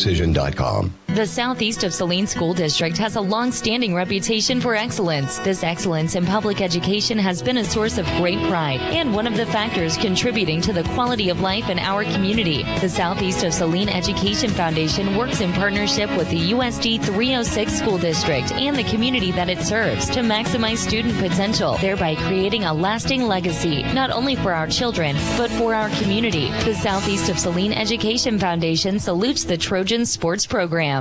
The Appliance Center. It's where you go to shop for washers, dryers, kitchen appliances, furniture, pellet grills, TVs, and so much more. If you are looking for a local, family-owned business, visit the Appliance Center. We're in the big red and white building on South Broadway in Salina. Come experience the Appliance Center difference. In the trenches and on the ground, that's where the game is won. Isaacson Truck Line is a proud supporter of the Southeast of Saline Trojans. For local and long-haul service of freight and livestock, call Isaacson Truck Line, reminding you to have a safe Friday night on the roads. Wreak havoc, Trojans.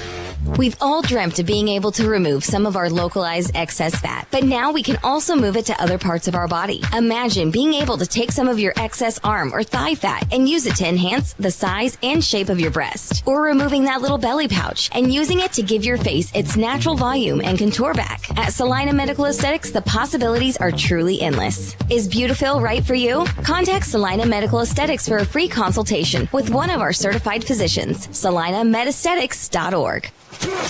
You're listening to Trojan Football on KINA Sports. Back at halftime on the Knauf Auto and Truck Accessories halftime report. Devin Haney along with Russ Kossel as we check the Bennington State Bank scoreboard. The Royals won tonight, 8-2 over the Pittsburgh Pirates. Actually, it's not over yet. It's bottom of the ninth. But the Royals on the road in Pittsburgh taking on the Pirates. Right now they have a 6-run lead. Bottom of the ninth, 8-2 is the score.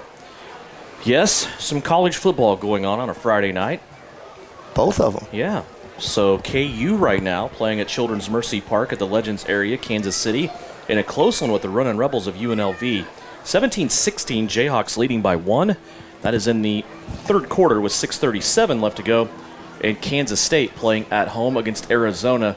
Two Big 12 teams going at it. Arizona joining the Big 12 this year, but this is not a Big 12 conference matchup.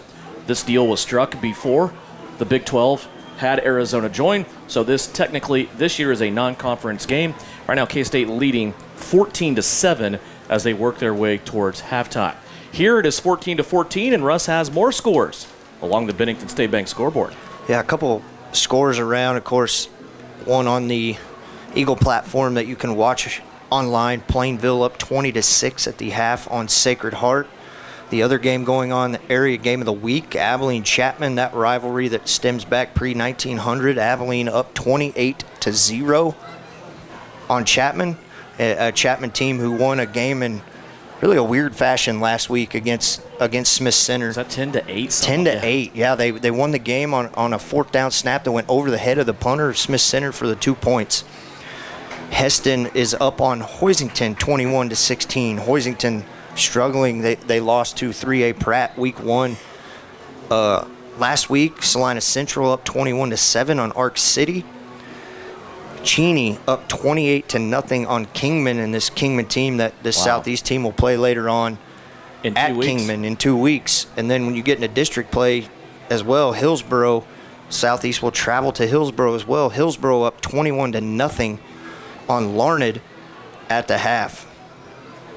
This game here, it's 14-all, as you talked about and I talked about.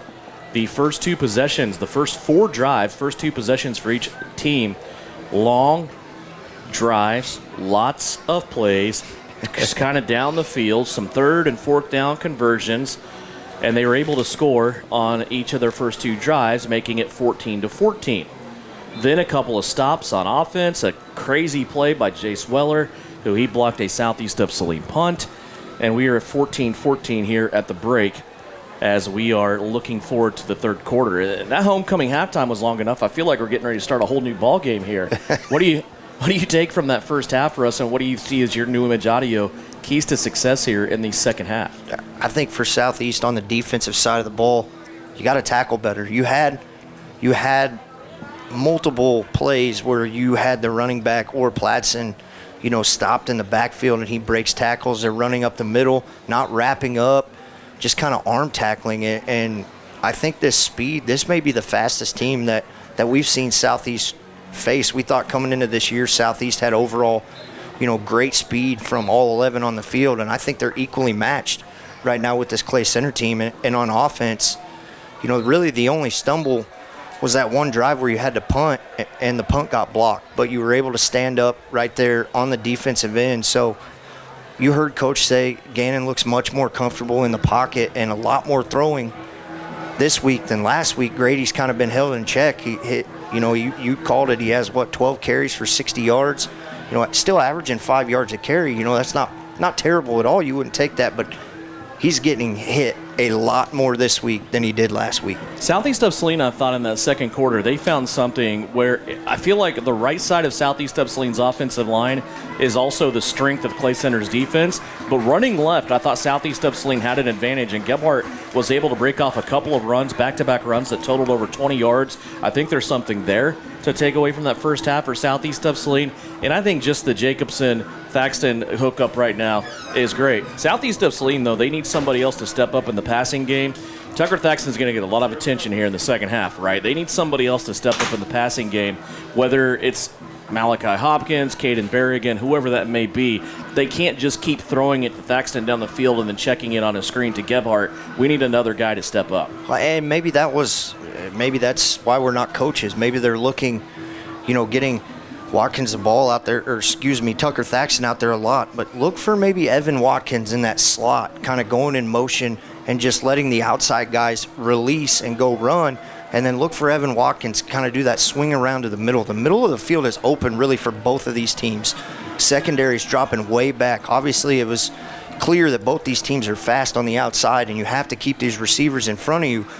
But Southeast is going to get the football to start this second half. And saw a lot of good things there in that second quarter from the Southeast offense. So I think you got to keep down. You can't go away from the run game. You have to keep giving Grady Gebhardt the ball up the middle. Maybe a fake up to him, let Gannon Jacobson keep it on the outside. But a lot of the same. Look for a lot of the same. And I look for him to lean on the run a little more in the second half. If you want to shoot zombies, I understand. I do too. There's a place you can do it in October. It's Elite Sports Paintball Complex. Go see my guy Jake and the whole crew that he ensembles. I mean, this is a production out there at Elite Sports Paintball Complex. It's Zombie Expedition coming to you as we lead up towards Halloween in the month of October. Get more details, the dates and times, and how you can get passes to the Zombie Expedition at zombieexpedition.com with Elite Sports Paintball Field. Just about ready here to start a third quarter. Southeast of Saline scheduled to start out with the football. Salina Septic Service, the proud supporter and presenter of this game with live stream video on SalinaPost.com. A lot of exciting things happening at Salina Septic Service coming up in the next few weeks and months. Clay Center ready to kick the football away. It's going to be a short kick that's going to angle towards the sideline. Evan Watkins is going to watch it go out of bounds, and Southeast of Saline will start their first drive of the second half at the 35-yard line. A smart play right there by Watkins. He ran over that and had a shot to get it and then just put on the brakes and let that ball go out of bounds. So they will start this drive at the 35, their own 35, that is, and Gannon Jacobson back out on the field for this offense. Jacobson 75%. They're actually going to make him re-kick it. So Southeast of Saline will make him re-kick it here. With Douglas and Gebhardt back deep, Watkins and Hollub up in that second line. They're going to make Clay Center take another crack at this one here. It's hard to turn down 35-yard line field position, but I think Southeast believes in their special teams so much they want to have them get a crack at returning this football. And you look at the four that are back there. You got the two up men. One's a wide receiver. The other's the backup running back that in Hollum that we've seen have speed and bust plays. So really, any four of those has potential to get. Probably a dang good 4x1 right there, isn't it? I bet it probably is. We'll see what the net gain is after this kickoff, where you would have had it at the 35. Walker Henry ready to kick it away again as the flag's on the goalpost. Not moving a whole lot here at Clay Center. Henry's approach, and he will uncork this one down the middle of the field. It's going to be taken here by Kenyon Douglas. He starts out right now, comes back left, 30, 40, 45, and then brought down at about the 48-yard line. Good call there by Southeast of Saline as Kenyon Douglas gets that football, and he takes it off the left-hand side, and he will give Southeast of Saline their opening possession here at midfield at their own 48-yard line. Net 13 yards, sir. Yeah, great call right there by this coaching staff. And like you said, anybody back there can return kicks. So now let's see what this offense can do and maybe look for somebody else to get involved in this passing game. Jacobson threw it a 75% completion percentage in that first half. He's going to slip the handoff to Gebhardt. Gebhardt comes out to the right-hand side trying to get away from Jace Weller, but Weller is there, and Gebhardt is held to a gain of 2. He takes it to the 50. Maybe would have liked to see Grady plant that right foot and go upfield as Berrigan out here on the near side had his guy blocked up, and Grady just tried to get on the outside hip of Berrigan to get to the outside. Maybe a little more yards to have if he cuts that one back up the middle. Football at the 50-yard line, 2nd down and 8 for Southeast of Saline. They slip the end around to Thaxton. No, they don't. Jacobson's going to keep it, and he is taken down on the southernmost claw of that big paw print in midfield, and it will be 3rd down and 3. Actually, 3rd down and 2. They're going to spot him at the 44. And that may be the best asset that Gannon Jacobson brings to this team is that read option of where he's at. Sees the field really well when he's holding the ball in there to Gebhardt. Him and Pladson both are just cool cucumbers. Yeah. I mean, they do. It's almost too much. It gets your heart rate and your blood pressure up. 3rd down and 3 here for Southeast of Saline. They fake it to Gebhardt. Jacobson straight up the gut to the 40-yard line. He's going to gain 4 and move the chains. He needed 2, and he got 4. Jacobson, his 5th carry of the night. Good push by that offensive line. Ian Nicholson, Deacon Bear, Drew Weller, Brody Chambers, Kendall Minimum, all doing a great job all night protecting their quarterback. Nose of the football sitting at the Tiger 40-yard line. Jacobson, 2 wide receivers to the right. Has 2 backs on the left. They're going to fake it to Thaxton on the end around. Jacobson looking to dial it up deep. Has a receiver. It's going to be picked. That ball just did not travel far enough. He had Evan Watkins down the left-hand side, and the safety for Clay Center, Owen Craig, came over and picked that football out of the air. It's the first turnover of the night, and it belongs to the Tiger defense, who was able to get 5 takeaways from Abilene 1 week ago. They will start and take over here at their own 12. Yeah, I'm sure he would like to have that one back. That's a tough play for a young man to make, rolling out to the right side, throwing it clear across the side of the field. That ball only... the yardage would only been 20 yards, but that ball's in the air forever and allowed safety to come over and pick that off. And a 1st down turnover, too. Those hurt. 1st down and 10 for the Tigers. They're going to fake it into the belly of Owen Craig, and Platson is going to take it up the middle. He has some space. Cole Platson's running down the right-hand sideline. Tucker Thaxton is on his horse. Thaxton's going to chase him down, and Platson's going to step it out of bounds at the 23. From 12 to 23 on the other side of the field, Cole Platson for the Clay Center Tigers. And once again, just a simple read right up the middle and 2 broken would-be arm tackles once again, because you're going to have to wrap up. And really the offensive line for Clay Center just dominating the front side of this ball and just pushing this defensive line back. 65 yards for Platson, and he stepped out of bounds at the 22-yard line. He is well over 100 yards now. 1st down and 10 Tigers. Pushing this Southeast defense once again. They're going to go to Isaac Gurton. He's hitting the backfield. He'll lose a couple of yards. Good pursuit that time for Southeast of Saline and that interior defense. Much better push right there. Probably the best we've seen tonight from this front 3/4 when they're dropping Lippold down, but you got to stay disciplined here. We've seen Cole Platson where he can stretch this out with his legs, or he can stretch it to the outside and then just dump it off down the field. Gurton last week, and I know he's not done. We just started the second half, but he was dominant against Cowboys with 144 yards. So far tonight, 7 carries, 19 yards. 2nd down and 12 from the 24. Platson wants to throw. Comes out here to the outside to Weller. Again, Weller has a lot of cushion, and he will take it to the 12-yard line on a gain of 12. The completion from Cole Platson. And he's going to be, looks like maybe a half a yard to a yard short of first down to bring up third and what seems to be that Clay Center's had third and less than a yard multiple times tonight. They have definitely not been behind the chains a whole lot. And it just seems like Jace Weller has all kinds of space to work out here. He will come out as a solo to the left. Henry to the right. Platson third down and short.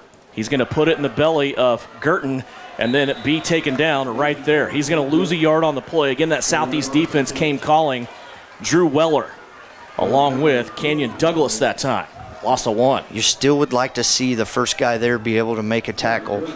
Cole Platson does a phenomenal job of whipping off the would-be tackler, and they're going to lose 2 yards right there. Now it's going to bring up fourth and probably a full 3 yards. 4th and 3. Football sitting just inside of the 15-yard line.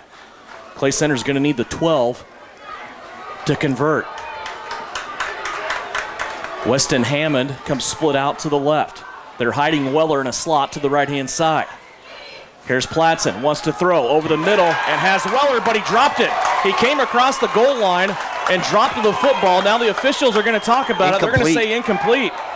The back end zone official on the back line, the back judge, caught the football, and then Weller dropped the football. He did not complete the catch, and the officials confer, and they're going to say incomplete. A big, big play and a big, big call. Yeah, they haven't made a call yet as they're huddled up back there, and it's going to be an incomplete pass. Wow, what a turn of events right there for this Trojan defense. Coach Mark Henry out protesting, but there's not much you can do in high school football. Southeast of Saline, their defense stands. They answer the phone once again, and they will take over here at the 15-yard line. What a play, and I didn't see the defender on that play. Weller had the football, but the defender was there, knocked the football out, and took it away, and the ball hit the ground. Looked like it might have been Malachi Hopkins on that far side. Thank you. Here's Gebhardt from the 15, comes through the line of scrimmage, meets a couple of Tigers, destroys a couple of Tigers, still on his feet for a first down. Gebhardt carrying black jerseys out to the 29-yard line. It's a gain of 14 and a Southeast first down. And there's the Grady Gebhardt we're accustomed to. Just lower them pads down, get lower than the guy that would be wanting to tackle you and carry them down the field. One play, first down, give them a little breathing room. 76 yards for Gebhardt. Football at the 30-yard line. Boy, this Clay Center team has to feel defeated after that. They got an interception, a big play from Platson, and then what appeared to be a touchdown catch, but the ball was dropped in the end zone. Here's Jacobson rolling out to pass. Now he's going to step on the accelerator. He was hog-tied around the neck from behind, and he's going to get 4. Jacobson, 19 yards on 6 carries. And I did like to see towards the end of that play, Jacobson was being tugged, but he went to slide. I think that's what you're going to have to do when you get in that open field, as we saw him take a couple huge hits on rollout plays in the first half. Let's call it 5 now. They put the nose of the football up against the 35-yard line. 2nd down and 5 coming up. 7 minutes left to go, midway through the third quarter. Boy, what a great game. 3 receivers to the right-hand side for Southeast of Saline. They'll put it in the belly of Gebhardt again. He is dancing his way through a lot of traffic, and he's going to gain 2, bring up 3rd down and 3. Now it looks like Malachi Hopkins going to check in for Caden Berrigan. Going to check out right here to bring up 3rd and 3 here for Southeast at the 37-yard line. Their own 37-yard line. Ethan Tiers, another one of those Tigers that did not go out last year but came out here for his senior year, over here getting medical attention on the Clay Center sideline. 3rd down and 3 coming up for Southeast of Saline. Football at the 37-yard line. Here's the end around to Gebhardt. He's going to be met by Girton, and he gets away. He broke the tackle. Gebhardt still running to the 47-yard line. Those two met head-to-head. Would have been a loss for Southeast of Saline of about a yard, but Gebhardt broke out of the tackle at the 37-yard line. He ends up going ahead to the 47. And I think I probably beat this drum too much, but you're not going to arm tackle anybody on this field right now. And really the first missed tackle that we've seen from Clay Center right there. We're talking about Clay Center's leading tackler that time. Gebhardt ran through. 1st down and 10 now for the Trojans. Here's a direct snap to Gebhardt. He's going to take it himself out of a little wildcat formation, and he's going to make it to the 50-yard line after a gain of 3. That's a different look. Yeah, Gannon Jacobson splits out right there, and Grady's kind of in the wildcat. And they're going to stay with this as Grady's going to stay in the backfield. Gannon's going to be on the near side closest to as you view it. Second down, 7 from the 50. Here's a low snap. Gebhardt had it go down to his left. Boy, that was a bullet that came out of the center that time, Drew Weller. And it's going to cost Southeast of Saline about 5 yards. Boy. Yeah, now you're put 3rd and 15 right now after trying to throw him off and go quick right there. And that's a risky run. You know, your running back obviously sure-handed, but not used to taking snaps like that, just used to being it fed in his belly. Is 17 seconds now on the play clock, and looks like Gaynor going to go back to the traditional formation here. That was a loss of 7 for Southeast of Saline. Took him from the 50 back to the 43. 4:49 left to go here, third quarter. Big 3rd and long for Southeast of Saline. It's 3rd and 15. Low snap. Jacobson takes it knee high. Now he's going to go over the middle of the field. There's Thaxton. Still some work to do. He is popped and driven back, and he's going to be a couple of yards shy of the first down. We'll see where they spot it here. Looks like the officials are going to put it at the 43, and it's about a yard. It's 4th and a yard, maybe. Yeah, I think you're less than a yard here. So It looks like the first down marker's in between. So big 4th down right here. You got to capitalize if you're Southeast. Ball sitting at the 43. They went from 43 to 43 on that play. 4th and a half a yard. How many times have we said that tonight? Gebhardt takes the handoff from Jacobson. Has to get away from a tackler, and he is going to have the football out in front of the sticks, and they will move it. Yeah, you don't need a lot right there, but I don't know how you can go away from giving Grady Gebhardt the football right there and letting him do his work. We've seen him do a lot of work on this drive, and they've went back heavy on the run game that seems to be working out. Gain on the play that time of 2 yards for Grady Gebhardt. They play action to Gebhardt this time, and this almost intercepted by Isaac Girton, who dropped out into the flat that time. Jacobson didn't see him. Yeah, he kind of just took one step forward, and Girton just kind of dropped back and was able to get that one. And just out of the outstretched arms right there is Brody Chambers going to check out of the game. 2nd down and 10 coming up here now for Southeast of Saline. 10th play of this drive coming up right here. 3:47 left to play here in the third quarter. We are still tied 14-14. Well, we started out, each team scoring on their first 2 drives. We haven't seen any points since then. The defenses take over, and we kind of expected that, I think. Yeah. 3 skill players on the right-hand side. Thaxton will join them with the football, looking for some lead blockers. Now he's going to cut it back inside. He gets inside the 40, takes it to the 37. It's a gain of 5 for Tucker Thaxton on that rush. And a good job out here. Malachi Hopkins, Grady Gebhardt leading the way. Drew Weller kind of pulling out there, had their guys blocked up, just kind of ran out of real estate and did a good job cutting that one back up into the field. Down to the 37-yard line now, where it's 3rd down and 6 for the Trojans. 2 receivers to the left. Thaxton again in the slot.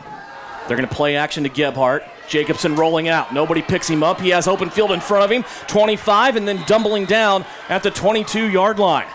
Boy, Gannon Jacobson, he hits that extra gear when he decides to run. He was able to do it there as no Tigers were in the area to stop him that time. And Gannon Jacobson's going to pick up a first down for Southeast of Saline. And Evan Watkins drugged that linebacker way out on that flat route. And Gannon did a good job pulling that one down and putting his foot in the ground and going upfield. Gain of 13 on that carry for Jacobson. He's going to give it to Gebhardt this time, who's hitting the backfield. He's going to be dropped at the 25 and lose 1.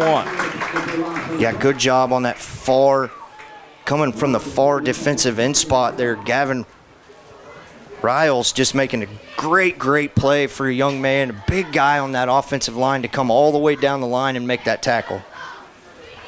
Football sitting at the 25, where it's 2nd down and 12. Southeast of Saline at the Clay Center 25-yard line. Here's a snap. Jacobson, play action, wants to roll out. Throws a screen play to Evan Watkins, and he is taken down up high. Boy, that looked bad on that far side. Looks like Watkins is going to be ran out of bounds. Are they going to say he went out of bounds at the 24? It looked like his forward progress took him to the 21 before he was clotheslined over there. Yeah, no, I think that's the right spot. They kind of had him. He didn't really get any further, got kind of grabbed from up high and flipped down. Now they compromise and put it at the 22.5. So we're both wrong. Yeah, of course. I'm used to that. 3rd down and long right here for Southeast once again. 2 plays to pick up this first down. Obviously, playbook wide open still right here. 3rd and 12 at the 22. Jacobson, 2 receivers to the right. He's going to keep it. Gets through the first tier, and he's going to slip down. Oh, boy, he had a little bit of room to work there. He's going to end up picking up 5 yards to the 18, and that'll bring up 4th down. Yeah, he tried to plant that foot in the ground, and I think he breaks that tackle. He picks up the first down, and what if would be after that. But now you got 4th and long right here. You got to get 7 yards, 8 yards here to get the first down. 4th and 7 from the 19. Trojans in the Can-Equipped red zone once again at the 19-yard line. They're in the red zone by a football. 15th play of the drive. 4th down and 7. Could even call it, yep, it's 7. 3 wide receivers to the right. Jacobson looking left the whole way. Now he checks, comes back to the right. There's Tucker Thaxton again. Give him the hat trick. Tucker Thaxton with his 3rd touchdown of the night on the quick slant strike from Gannon Jacobson. But that was set up 100% by Gannon Jacobson. Looking left the whole time. Had a little wheel route on the outside. Just one pump fake. Knew he was coming back to the inside to Thaxton.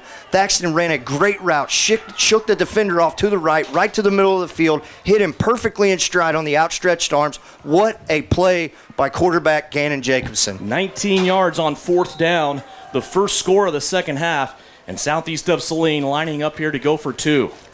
15-play drive right there, and 2 4th downs picked up on that drive. Comes with 1:06 remaining in the quarter.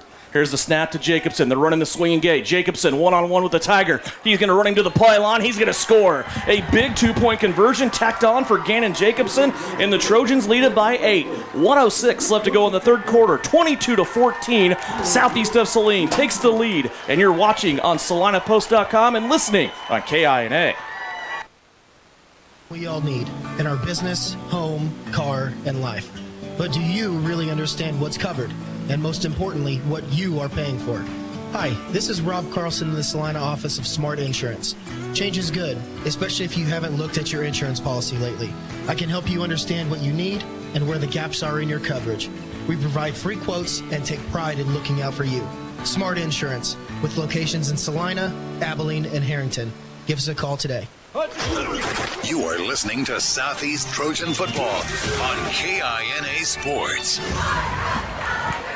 10 receptions on the night for Tucker Thaxton, 3 of them touchdowns. Unofficially, Thaxton has $1.25 in receiving yards, but none bigger than that last reception so far in this game. There's still 1:06 left to go in the 3rd quarter. And you and I were just talking about it. That's the Gannon Jacobson we wanted to see last week. Now having that full game in his first varsity start, getting that interception out of the way on the first drive of the game last week, but I cannot tell you how impressive that is for a young man to stare off on the far side of the field knowing that he's going to have 22 coming across the middle, but the offensive line has to block for that to even set up. Hopkins on the approach. He's going to kick this one down the middle of the field. It will be taken over on that right-hand side by Owen Craig, it looks like.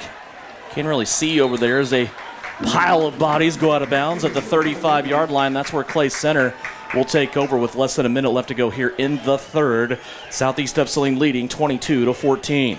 And let's go a little further back. That drive set up by a questionable caught ball touchdown by Clay Center on 4th down. It's not questionable anymore because they called it incomplete. So Southeast puts a 15-play drive together to almost kill the rest of the 3rd quarter to come away with an 8-point lead. Clay Center starts out here at the 36-yard line in their own side of the field.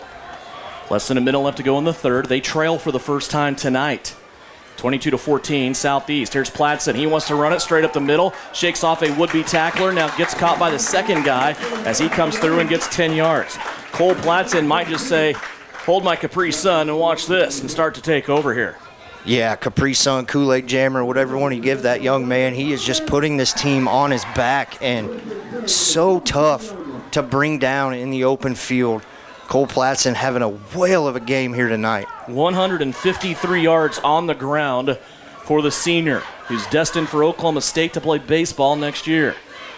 Clay Center at the 46. Here's Isaac Girton. Girton sidesteps a would-be tackler. He's going to break off 7 yards. That is a tie for Isaac Girton's longest run of the night. He has had 3 carries for 7 yards. And it's missed tackles right now still. It's a continuation of the first half. Just missed tackles by this Southeast of Saline defense. Just unable, the first guy, second guy, third guy at some points, unable to bring these Clay Center Tigers down. Game clock is ahead of the play clock. Clay Center does not have to run a play here. They come to the line of scrimmage with 6 seconds left. Game clock still running down to 3. Clay Center with a 2nd down and 2. They're going to snap it. It's a bad snap. Pladsen has to bring it down, but then he is sacked. Bryson Lippold will take him down on the other side of the 50 at the 49. It's a loss of 5, and that's how the quarter will end for the Tigers. Back him up on the other side of the midfield stripe. Let's flip fields. You only got to walk 2 yards now. Fourth quarter coming up. Southeast of Saline leads Clay Center 22-14. You're watching it on SalinaPost.com, presented by Salina Septic Service. Congratulations, you're having a little girl. At that moment, everything changed. Our hopes and dreams for ourselves were instantly replaced by our hopes and dreams for her. We got life insurance policies from Shelter Insurance, so that regardless of what life throws at us, we'll still be able to provide the world to her. Shelter Life Insurance Company, Columbia, Missouri. Hey, Salina, come see us at the Kelly Kitchener Agency near the intersection of Cloud and Ohio. We want to be your Salina, Kansas insurance agent. When there is wastewater backing up into your home, time is crucial. Hours are precious to minimize the mess and damage. That is where Salina Septic Service looks out for you with direct access to their dispatch board, so you can schedule the first available appointment. Upload pictures and description of your problem on the Salina Septic Service website and secure your appointment 24 hours a day, 7 days a week. Money-saving specials now and information on worry-free service plans when you visit salinasepticservice.com. You're listening to Southeast of Saline Football on KINA. Well, if you're going to walk to the other side of the field to change quarters, Russ, you want the football line of scrimmage to be at the 50. That way you don't have to go anywhere. You just flip sides. Yeah, just flip it over. I mean, easy for the officials right there to go from just flip around. But big third down right here for Southeast. 3rd down and 7. Clay Center has the football. It's at the midfield stripe at the 50, operating off right hash. Pladsen looks over the formation to the left. That's where Jay Sweller is. Pladsen wants to go towards the middle, and it's going to be caught by Weston Hammond, and he dropped the football as he was coming down. Boy, a strike thrown by Cole Pladsen, but his receivers right now letting him down just a little bit. Yeah. He is 1 of 4 in the second half with 2 drops. One of them could have been a touchdown. Yeah, and maybe right there, Gannon was looking to lay the lick as he came up on the safety spot right there, but, man, he had a chance to maybe jump that and pick it off. But if you miss that, he's running in for 6, so a good job right there by Gannon Jacobson. Tucker Thaxton back deep. He's going to receive this punt. Clay Center in punt formation. Thaxton standing just inside of his 15-yard line. Clay Center will kick it. It's going to be a kick that Thaxton's going to back away from and then chase it as it goes all the way down to the end zone and into the end zone for a touchback. Southeast of Saline got lucky there, I believe, as it will come out to the 20-yard line. But the Trojan defense, again, answers the bell. Yeah, and we really haven't seen that a lot. I mean, we saw scoring in the first half, not a lot of drives, but now 2 drives, both drives that Clay Center's had. And that first drive they had of the game was off of an interception. And then they go all the way down the field, one play, flip the field in one play by a run by Cole Pladsen, and then they come and stand up huge, drive down and score. Now you got the ball back, your own 20-yard line, you're up 8, 11:44 to go. Let's see another one of those big play drives put together. Southeast of Saline starts out here at their own 20-yard line.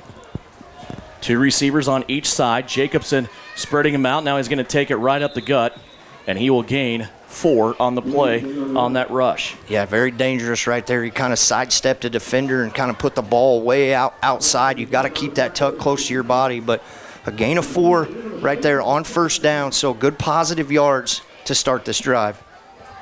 Out to the 24-yard line after the gain of 4. Brings up 2nd down and 6. Pistol formation. Gebhardt goes directly behind Jacobson in the gun.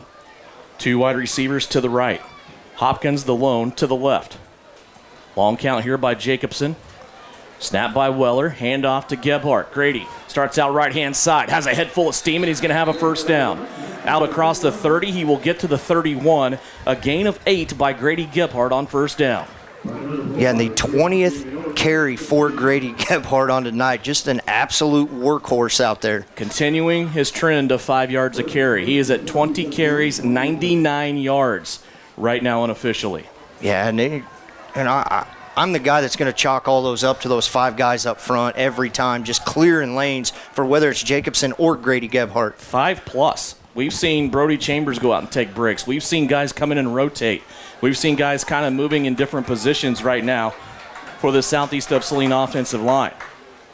Here's the fake end around. It ends up with Gebhardt again. He will land on a Tiger, then fall ahead at the 36-yard line for another gain of 6. Yeah, and Evan Watkins right there just picked up a key block coming around, coming in motion and kicking out the defensive end, allowing Grady to get up the field and have 4 yards before he's contacted. Grady unofficially now over 100 yards for the second game in a row. 10 minutes left to play.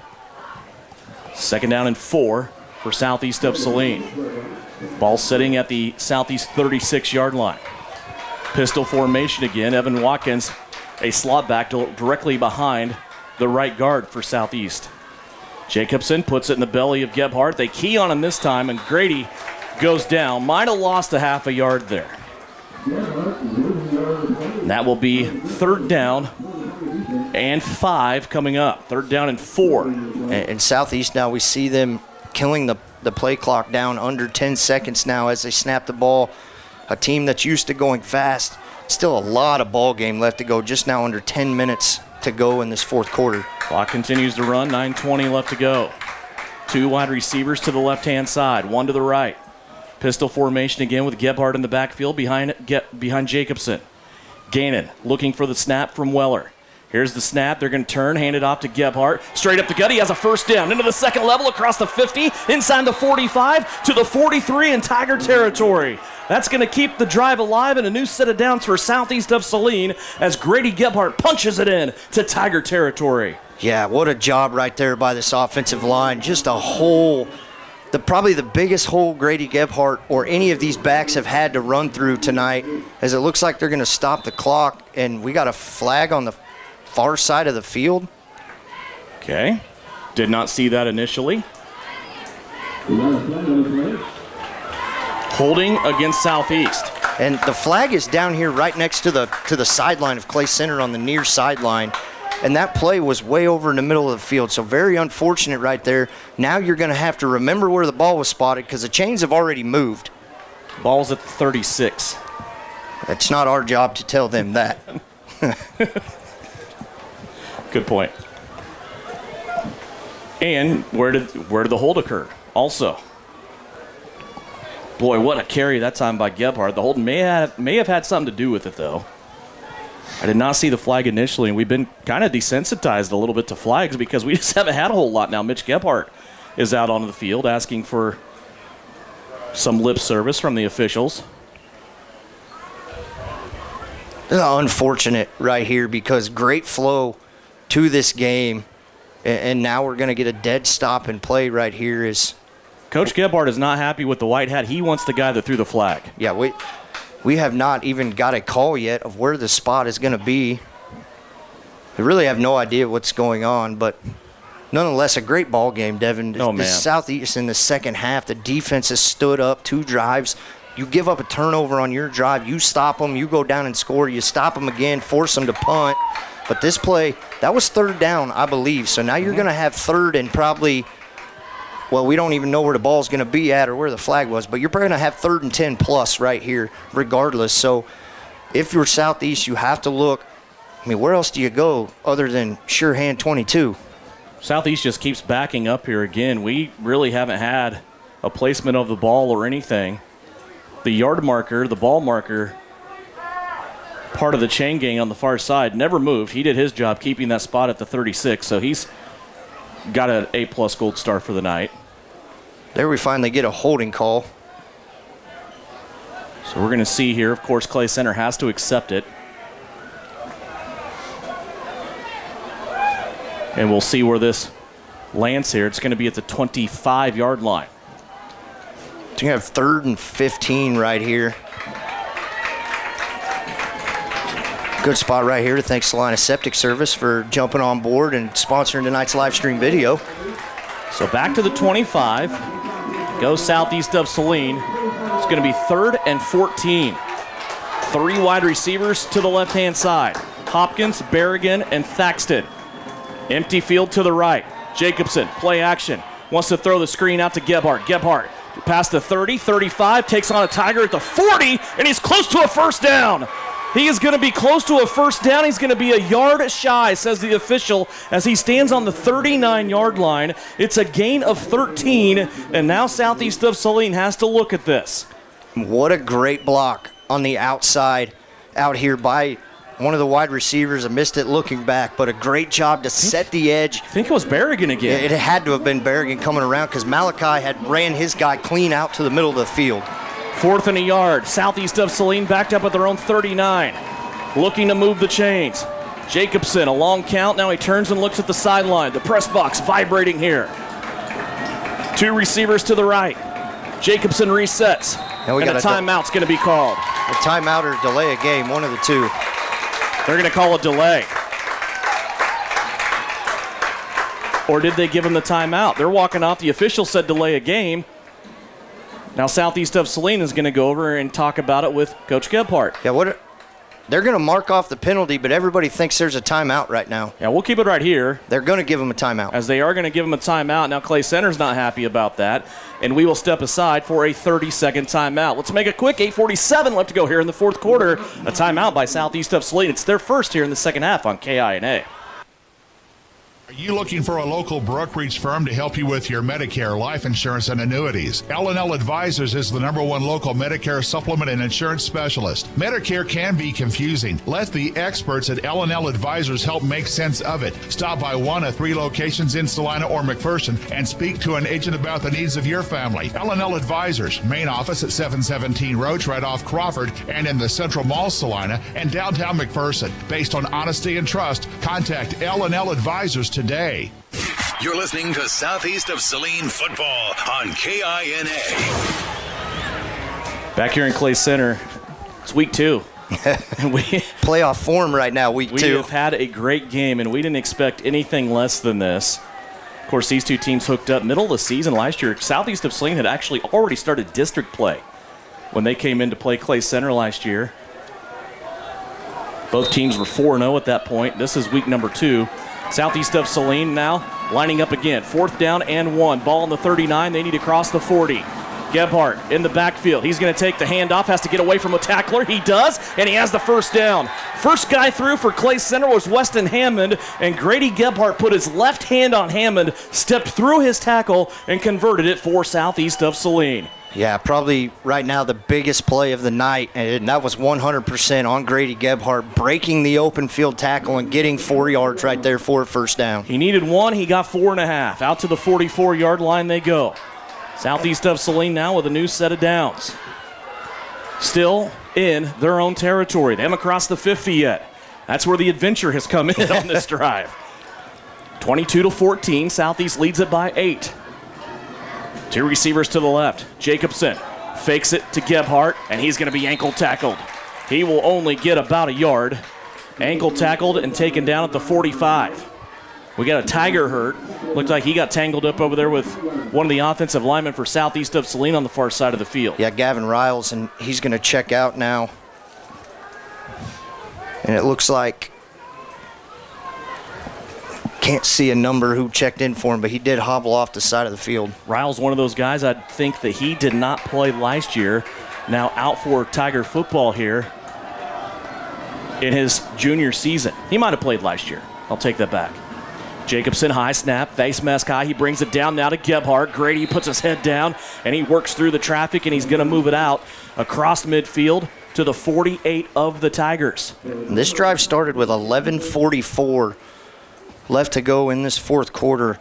9th play of the drive coming up right here, and 3rd and a solid yard. Yes, 3rd and a yard. That last carry went for about 8.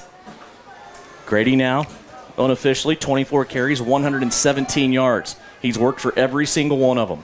Yeah, every one of them's been earned, and this offensive line up front doing a great job all night long of giving plenty of holes for the running backs, plenty of time for Gannon.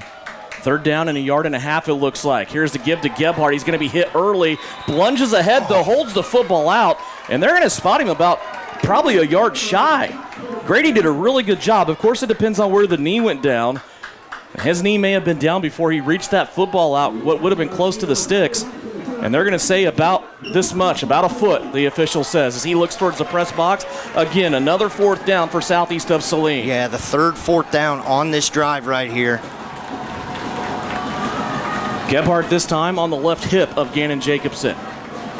Jacobson also has Watkins behind the line of scrimmage, behind the offensive line on the left-hand side. Jacobson, high snap, back to Gebhardt, and he is swallowed up. That Clay Center defense answers the bell, and they will take over at the 50-yard line.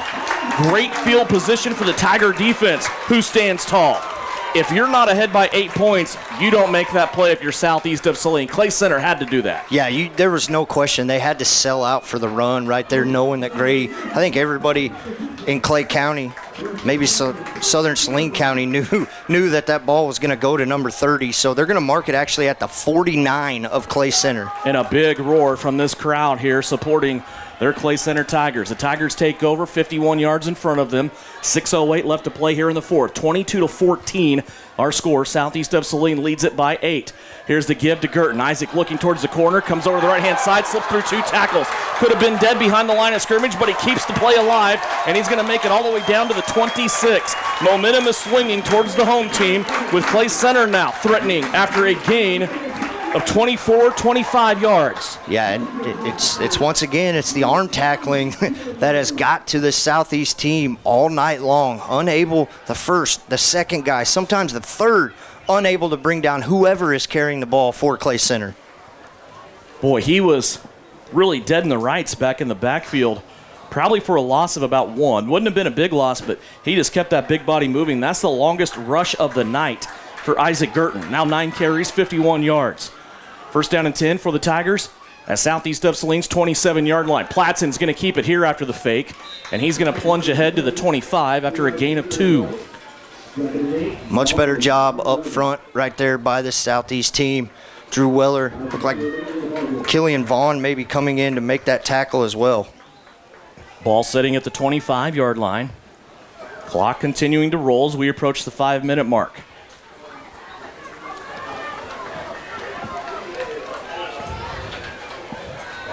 Down to 5:05. Clay Center long huddle. Now they're out of it. Play clock, still plenty of time. Down to 12. 1 receiver on each side. 2 wing backs also split, 1 on each side.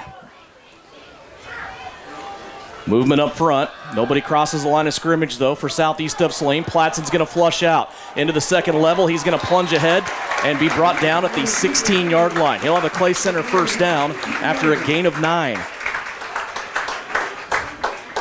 Yeah, good job right there by Cole Platson, just kind of reading. Wanted the far wheel route on the far side, but Tucker Thaxton doing a great job.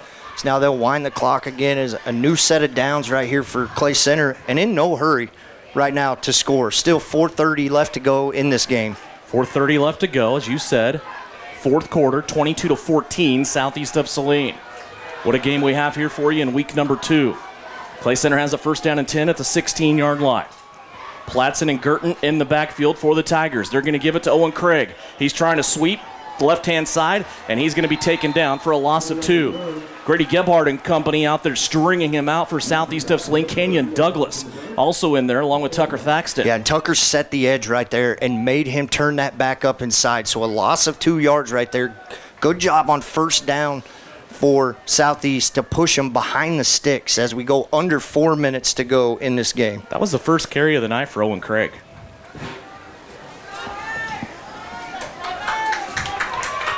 I mean, you can't go away from what's got you here, which is Cole Platson.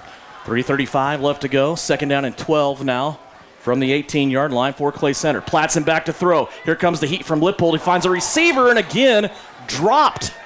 These Tigers, all of a sudden here in the second half, cannot hold on to the football as Owen Craig has one go through his hands.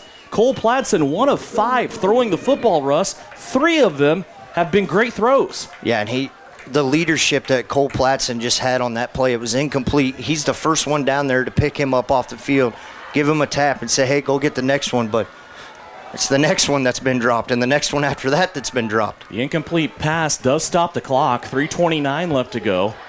Clay Center has all their timeouts here remaining in the second half, all 3 of them. 3rd down and 12. Tight formation here for the Tigers. Platson rolls out. He cocks that arm, he throws it. This one's going to be caught by Henry, and he's going to be escorted out of bounds at the 5-yard line.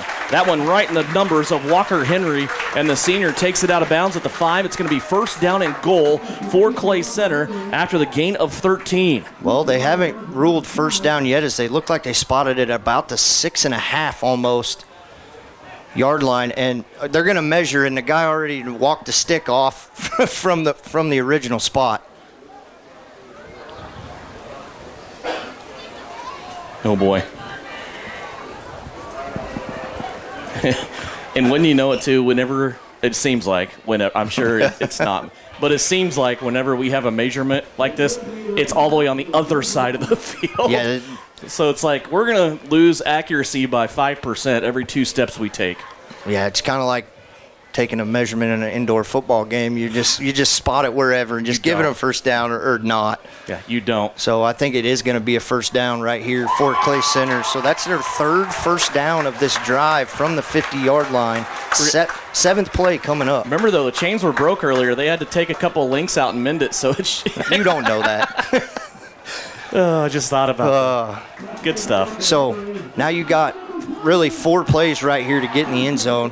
Playbook wide open, still 3:23 left, all 3 timeouts. Southeast set with 2 timeouts, having to burn one on that last drive. Tigers down by 8. 1st down and goal at the 5.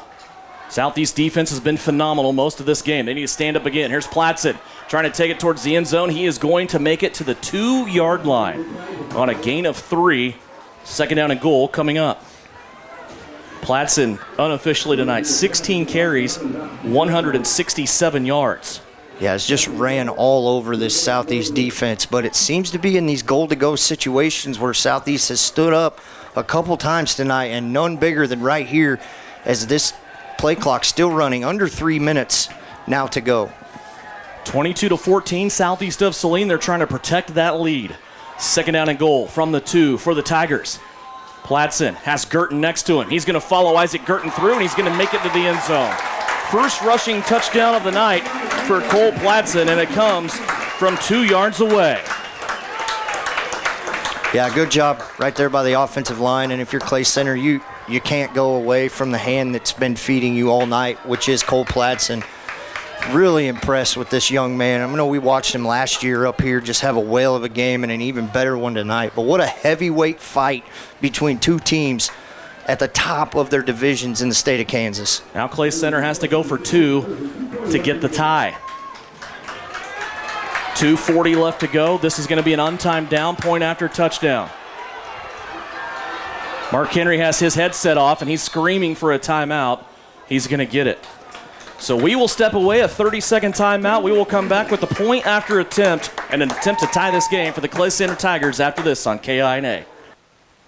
Whether on the field, court, or in the operating room, experience matters. A coach loves an experienced team just like a patient values an experienced doctor. Salina Ortho has ABOS board-certified physicians with over 40 years of orthopedic service. If you need help staying active or just want to discuss options regarding the newest techniques and services and specialties that Salina Ortho provides, see one of our trusted physicians or visit salinaortho.com. Salina Ortho, your voice, your choice, past, present, and future. You're listening to Trojan Football on KINA Sports. Back in the Tiger Den. Sometimes you go into games and you have expectations and the games do not fulfill those. Cannot say that about this game here tonight. Yeah, just a phenomenal football game played really by both teams. We saw the first 2 drives of the game almost take the whole first quarter, 26 plays, 13 on each drive for Clay Center and Southeast to score. And then we got a couple scores, and then we got nothing until this 4th quarter. Southeast of Saline's defense trying to protect the two-pointer that they put up on the board. That's the difference right now after their touchdown back late in the third quarter with 1:06 remaining in the third. That's the difference right now, 22-20. Clay Center trying to tie it up here. And Southeast on their first touchdown missing that two-point conversion. Platson in the shotgun, Girton right hip. Two wide receivers to the right. It's Craig and Hammond. They're hiding Weller near the line of scrimmage. Platson rolling out, wants the end zone. He is blasted and stopped short. Boy, he got hit hard by Grady Gebhardt and Gannon Jacobson. Tucker Thaxton also there, as you saw a white and purple wave of defenders come over to that pylon. Platson had nowhere to go in the end zone with the throw, had to keep it, and he got blasted out of bounds at the 1-yard line. And Grady Gebhardt's in coverage right there, drops off, sees Platson tuck the ball, downshifts into first gear, and just comes with his hair on fire and lays a stick out there on the near sideline.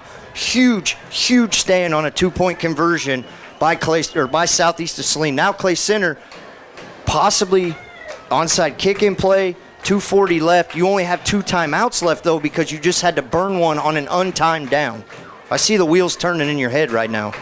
2:40 left to go. 22-20, you're down by 2.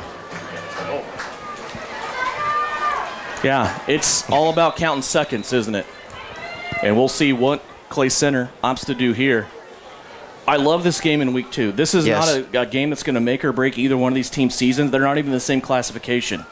So clearly not in the same district, anything like that. But, man, you're working on situations now. Yeah, exactly. You're getting 2-point conversions. You're stopping 2-point conversions. You're preparing for a possible squib kick, maybe an onside kick. You're preparing for all these things that could benefit you later in the season. And either team, whoever comes away with this win, to go on your resume right now, this early, and knowing where these two teams are at. Walker Henry's going to pop this one up. Southeast of Saline comes in diving after it. It's a loose ball. Southeast is going to cover it up here at the 40-yard line. Very good field position for the Trojans. Yeah, Tiernan Potachik coming up right there. Big, smallest guy on the field right there, just laying it out to go get that. Great job by Tiernan. Now if you're Southeast, put the ball in the belly of number 30 or pull it and run. I don't think you can throw the ball in this situation. 41-yard line is the starting spot here for Southeast of Saline. Clay Center has 2 timeouts remaining, 2:37 on the clock. Southeast has a 2-point lead to protect. 2 wide receivers to the right. Hopkins, the lone set receiver, to the left. Pitch out, Gebhardt, right-hand side. Has some blocking, has some space. In the crease, he breaks a tackle. Now he's out loose. 45-40, and then taken out of bounds. He actually went down and stopped his progress at the 39-yard line. He said, I have enough. I'm going to go down here at the 39-yard line. Yeah, smart play right there by Grady Gebhardt. He knew he was going to get ran out of bounds and just kind of slid on that knee to keep the clock moving now as we go under 2:30 left to go. He went from the 41 on one side to the 39 on the other side. It's a gain of 19 yards. What a play by Gebhardt. And once again, the offensive line able to keep inside. They knew they were going to cram the middle, as now there's 5 seconds left on the play clock. Play clock down to 3, down to 2, down to 1. Jacobson hands it off to Gebhardt. Jump cut to the outside. He has 5 yards, carrying it in his right hand. He's going to go down again at the 22. It's like Grady Gebhardt has the Tigers with Play-Doh in his hand, and he's doing whatever the heck he wants to do. 2 plays, 2 first downs, a run of 19, a run of 12, and even more importantly, knowing going down inbounds to keep that clock running. And now time does become a factor because Clay Center had to use that timeout on the 2-point conversion with only 2 to go, under 1:40 left. Grady Gebhardt, 2 carries, 34 yards, and staying in bounds the whole time. Clock down now to 90 seconds. There's 8 seconds left on the play clock. Again, shotgun formation in the pistol. Gebhardt directly behind Jacobson. Grady over to the right-hand side, gets by a tackler, still running, still getting a first down, and he's going to go down again at the 14 and then gets hit late by a Tiger after he was already down. A gain of 13 by Grady Gebhardt on his 29th carry of the night. 166 yards. And honestly, could have had more. And that's going to put the football at the 14-yard line. Clay Center is going to have to call a timeout. Game clock was still rolling there, but they're going to call a timeout, and we will step aside. Let's take a 60. We'll be back with just over a minute left to go in this one. Southeast of Saline leads it by 2 here on KINA.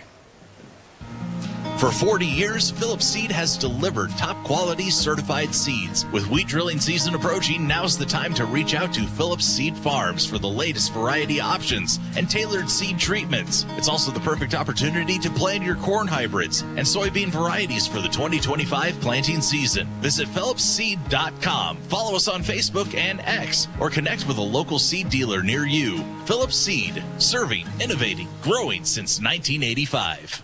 When crop and weather conditions are just right, you need to bale as much as you can, as fast as you can, all while putting up the highest quality product possible. Case IH round balers have the reputation as the hardest working balers in the business to consistently build dense bales with square shoulders that don't sag. No matter the crop or field condition, bale more with Case IH round balers. With easier maintenance and serviceability, you'll spend more time where it counts. In the field, baling hay. Ready to build a better bale? Contact Can Equip in Solomon. You are listening to Southeast Trojan. First down play out of the timeout. They give it to Gebhardt, and he is going to be tackled behind the line of scrimmage. It's a loss of 4, and Clay Center has to burn yet another timeout. This should be the Tigers' final timeout. After a loss of 4 that time for Grady Gebhardt, he basically just went down on that play, did not want to risk a fumble, and the line of scrimmage now for Southeast of Saline is at the 19-yard line. How impressive, though, was Grady Gebhardt? 3 consecutive carries, 20 yards, 14 yards, 13 yards. Once he saw he had the first down, he took what he could. He just went down to a knee. Shades of Jerick McKinnon in the Super Bowl for the Kansas City Chiefs, passing up a touchdown in crunch time for the betterment of the team. That's what we've seen Grady Gebhardt in this rushing attack do here. And how about the linemen? How about the receivers in blocking for Grady Gebhardt here when it counts the most, getting him the yards that they need to seal the victory and possibly get out of Clay Center with a win for the second consecutive season. Yeah, and you couldn't go away from the run game right there. You had to stay with it in the second half. We saw the passing game do so well, and the offensive line giving Jacobson plenty of time to really find Tucker Thaxton all night long. But chalk this drive up to Grady Gebhardt and the awareness that he has to stay inbounds. Still need to take care of the football here. It's a 2-point game. Second down and 15. For Southeast of Saline. Clay Center, though, is out of timeouts. Jacobson still sets in the shotgun. He's going to turn, give it to Grady Gebhardt, who has popped right when the handoff comes through, but he's still running, and he's going to end up inside of the 10 at the 9-yard line. It's a gain of 10 for Grady Gebhardt. And that brings up third down, I believe. And I think right now you can just take a knee with where the play clock and the game clock are at. 18-second difference between play clock and game clock. It is third down and 5. There's an 18-second difference. Just take a knee right here and get out of here with a win. It may be the only time you see Southeast of Saline under center all year long. And that is in victory formation. Again, you have to execute this.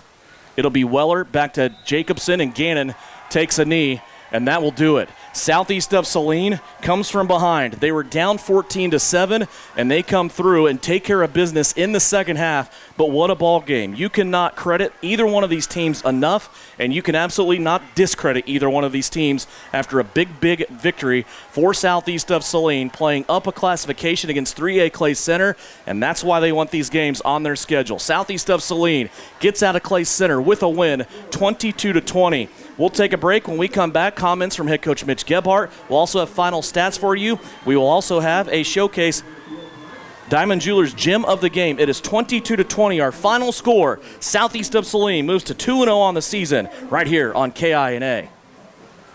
We've all dreamt of being able to remove some of our localized excess fat, but now we can also move it to other parts of our body. Imagine being able to take some of your excess arm or thigh fat and use it to enhance the size and shape of your breast, or removing that little belly pouch and using it to give your face its natural volume and contour back. At Salina Medical Aesthetics, the possibilities are truly endless. Is Beautiful right for you? Contact Salina Medical Aesthetics for a free consultation with one of our certified physicians. SalinaMedAesthetics.org.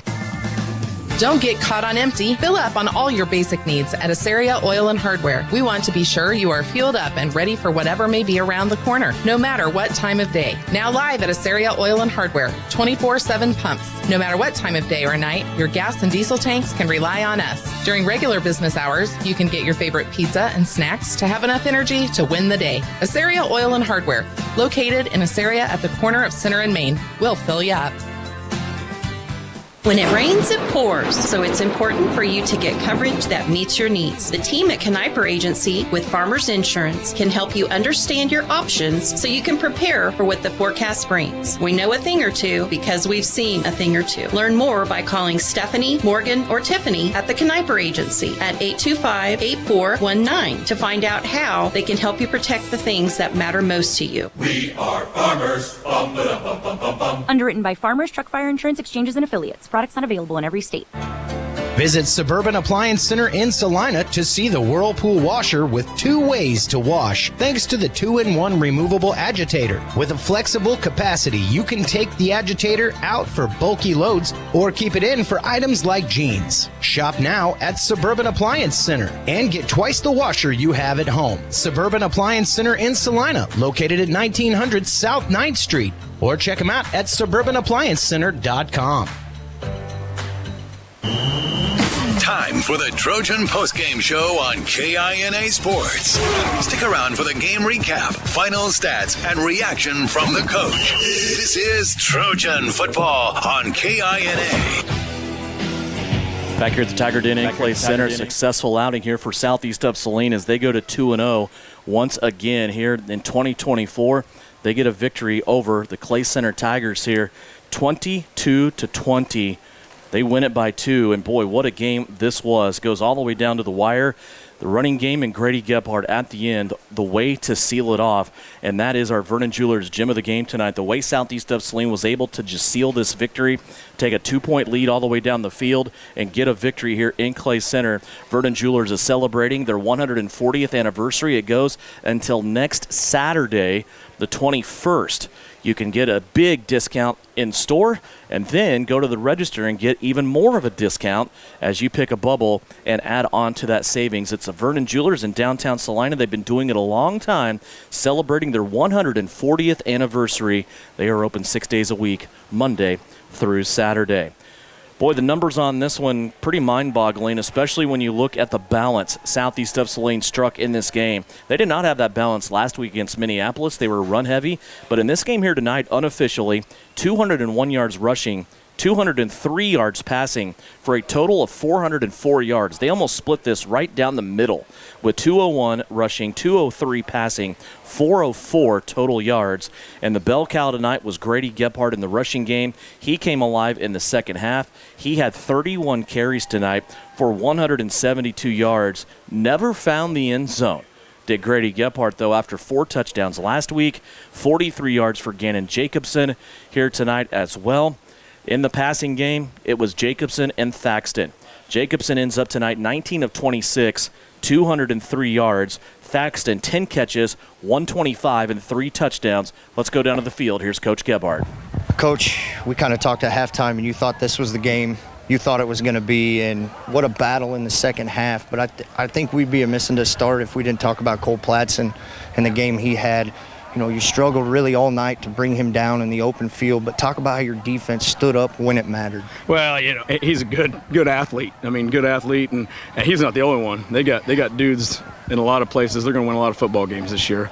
But he's a load to bring down. We knew that. We started the game out hitting him high, and you can't do that because he's going to run through every arm tackle that you try to throw at him. And you know, he's a good football player, throws the ball well. You know, I thought our defense stood tall when they needed to. We had a couple times that we bowed up and let them score there in the first half, but we made them work to score every single time. And you know, the break up in the end zone there where we raked the ball through, and I mean we coach that every day, and the kids were listening, and they raked the ball through and they didn't score a touchdown on that. So you know, we made some big plays, but this is kind of what I thought this game was going to be right here. Yeah, I think you're exactly right. Just a hard-fought game all the way through. And we talk about balance when it comes to your offense, throwing the ball, running the ball. Last week, obviously, real heavy in the run game. Tonight, pass heavy in the first half. You unofficially end up with 204 yards passing, 201 yards rushing, and none bigger than that last drive of the game, you really needed one first down, and Grady's able to pick up 3 of them on 3 consecutive plays, but more importantly, the awareness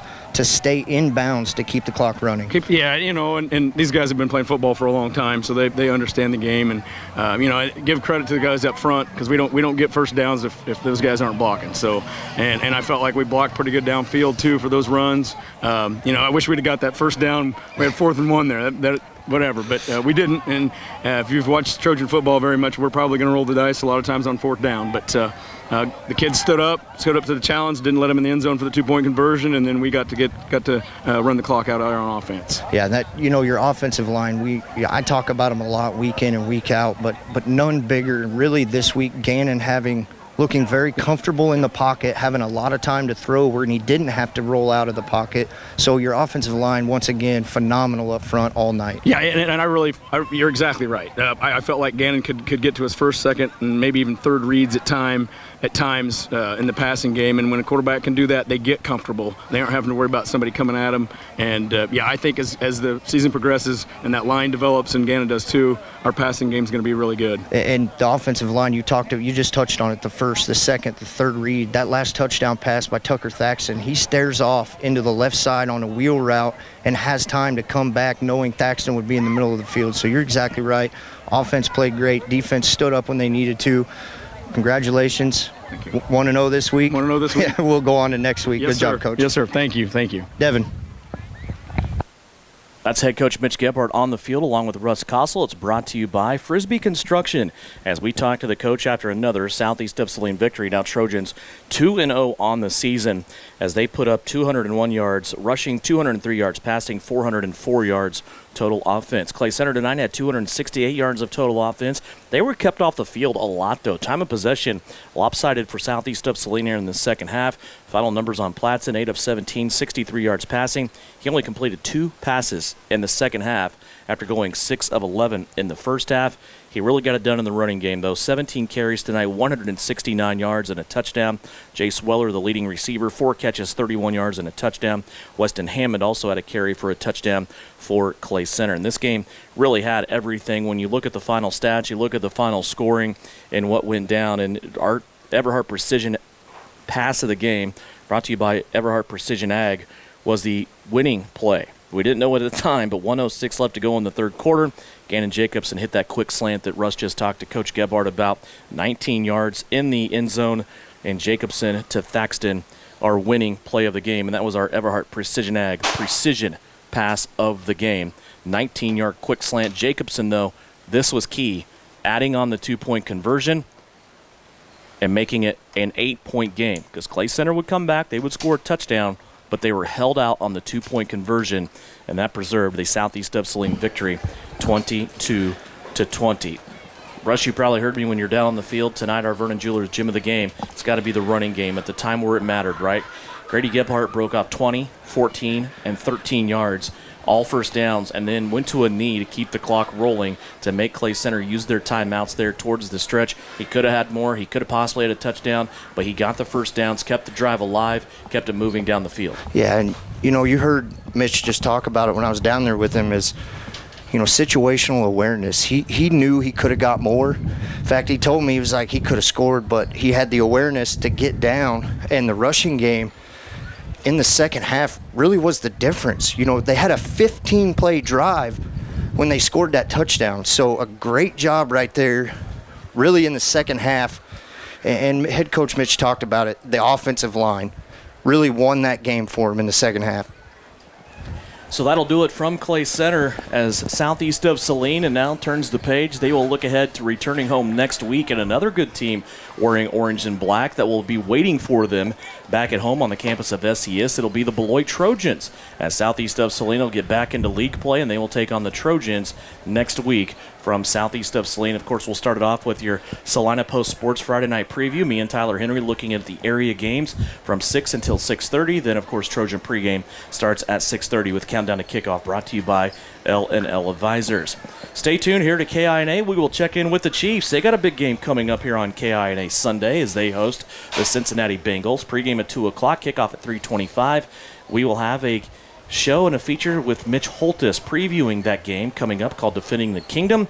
That will run until 10 o'clock, and we have the scoreboard show that will come up here along the Kansas Information Network. You'll have live scores and game wraps from across the state of Kansas here on KINA. That's from 10 until 11 o'clock here tonight. Big win on the road here for Southeast of Saline. They moved to 2-0, 22-20 over the Clay Center Tigers. We could probably play best of 7 of one of these series, and I would be okay with that, and I think everybody else would too. For Chris Cadle, producing and engineering, along with Brian Dennett, providing live stream video. You can go back, watch this game anytime you want on Salina Post Sports YouTube page. Russ Kossel, my name's Devin Haney, saying thank you for joining us once again for Southeast of Saline football. Trojans win it on the road, 22-20, and you heard it right here on KINA, presented by Salina Septic Service.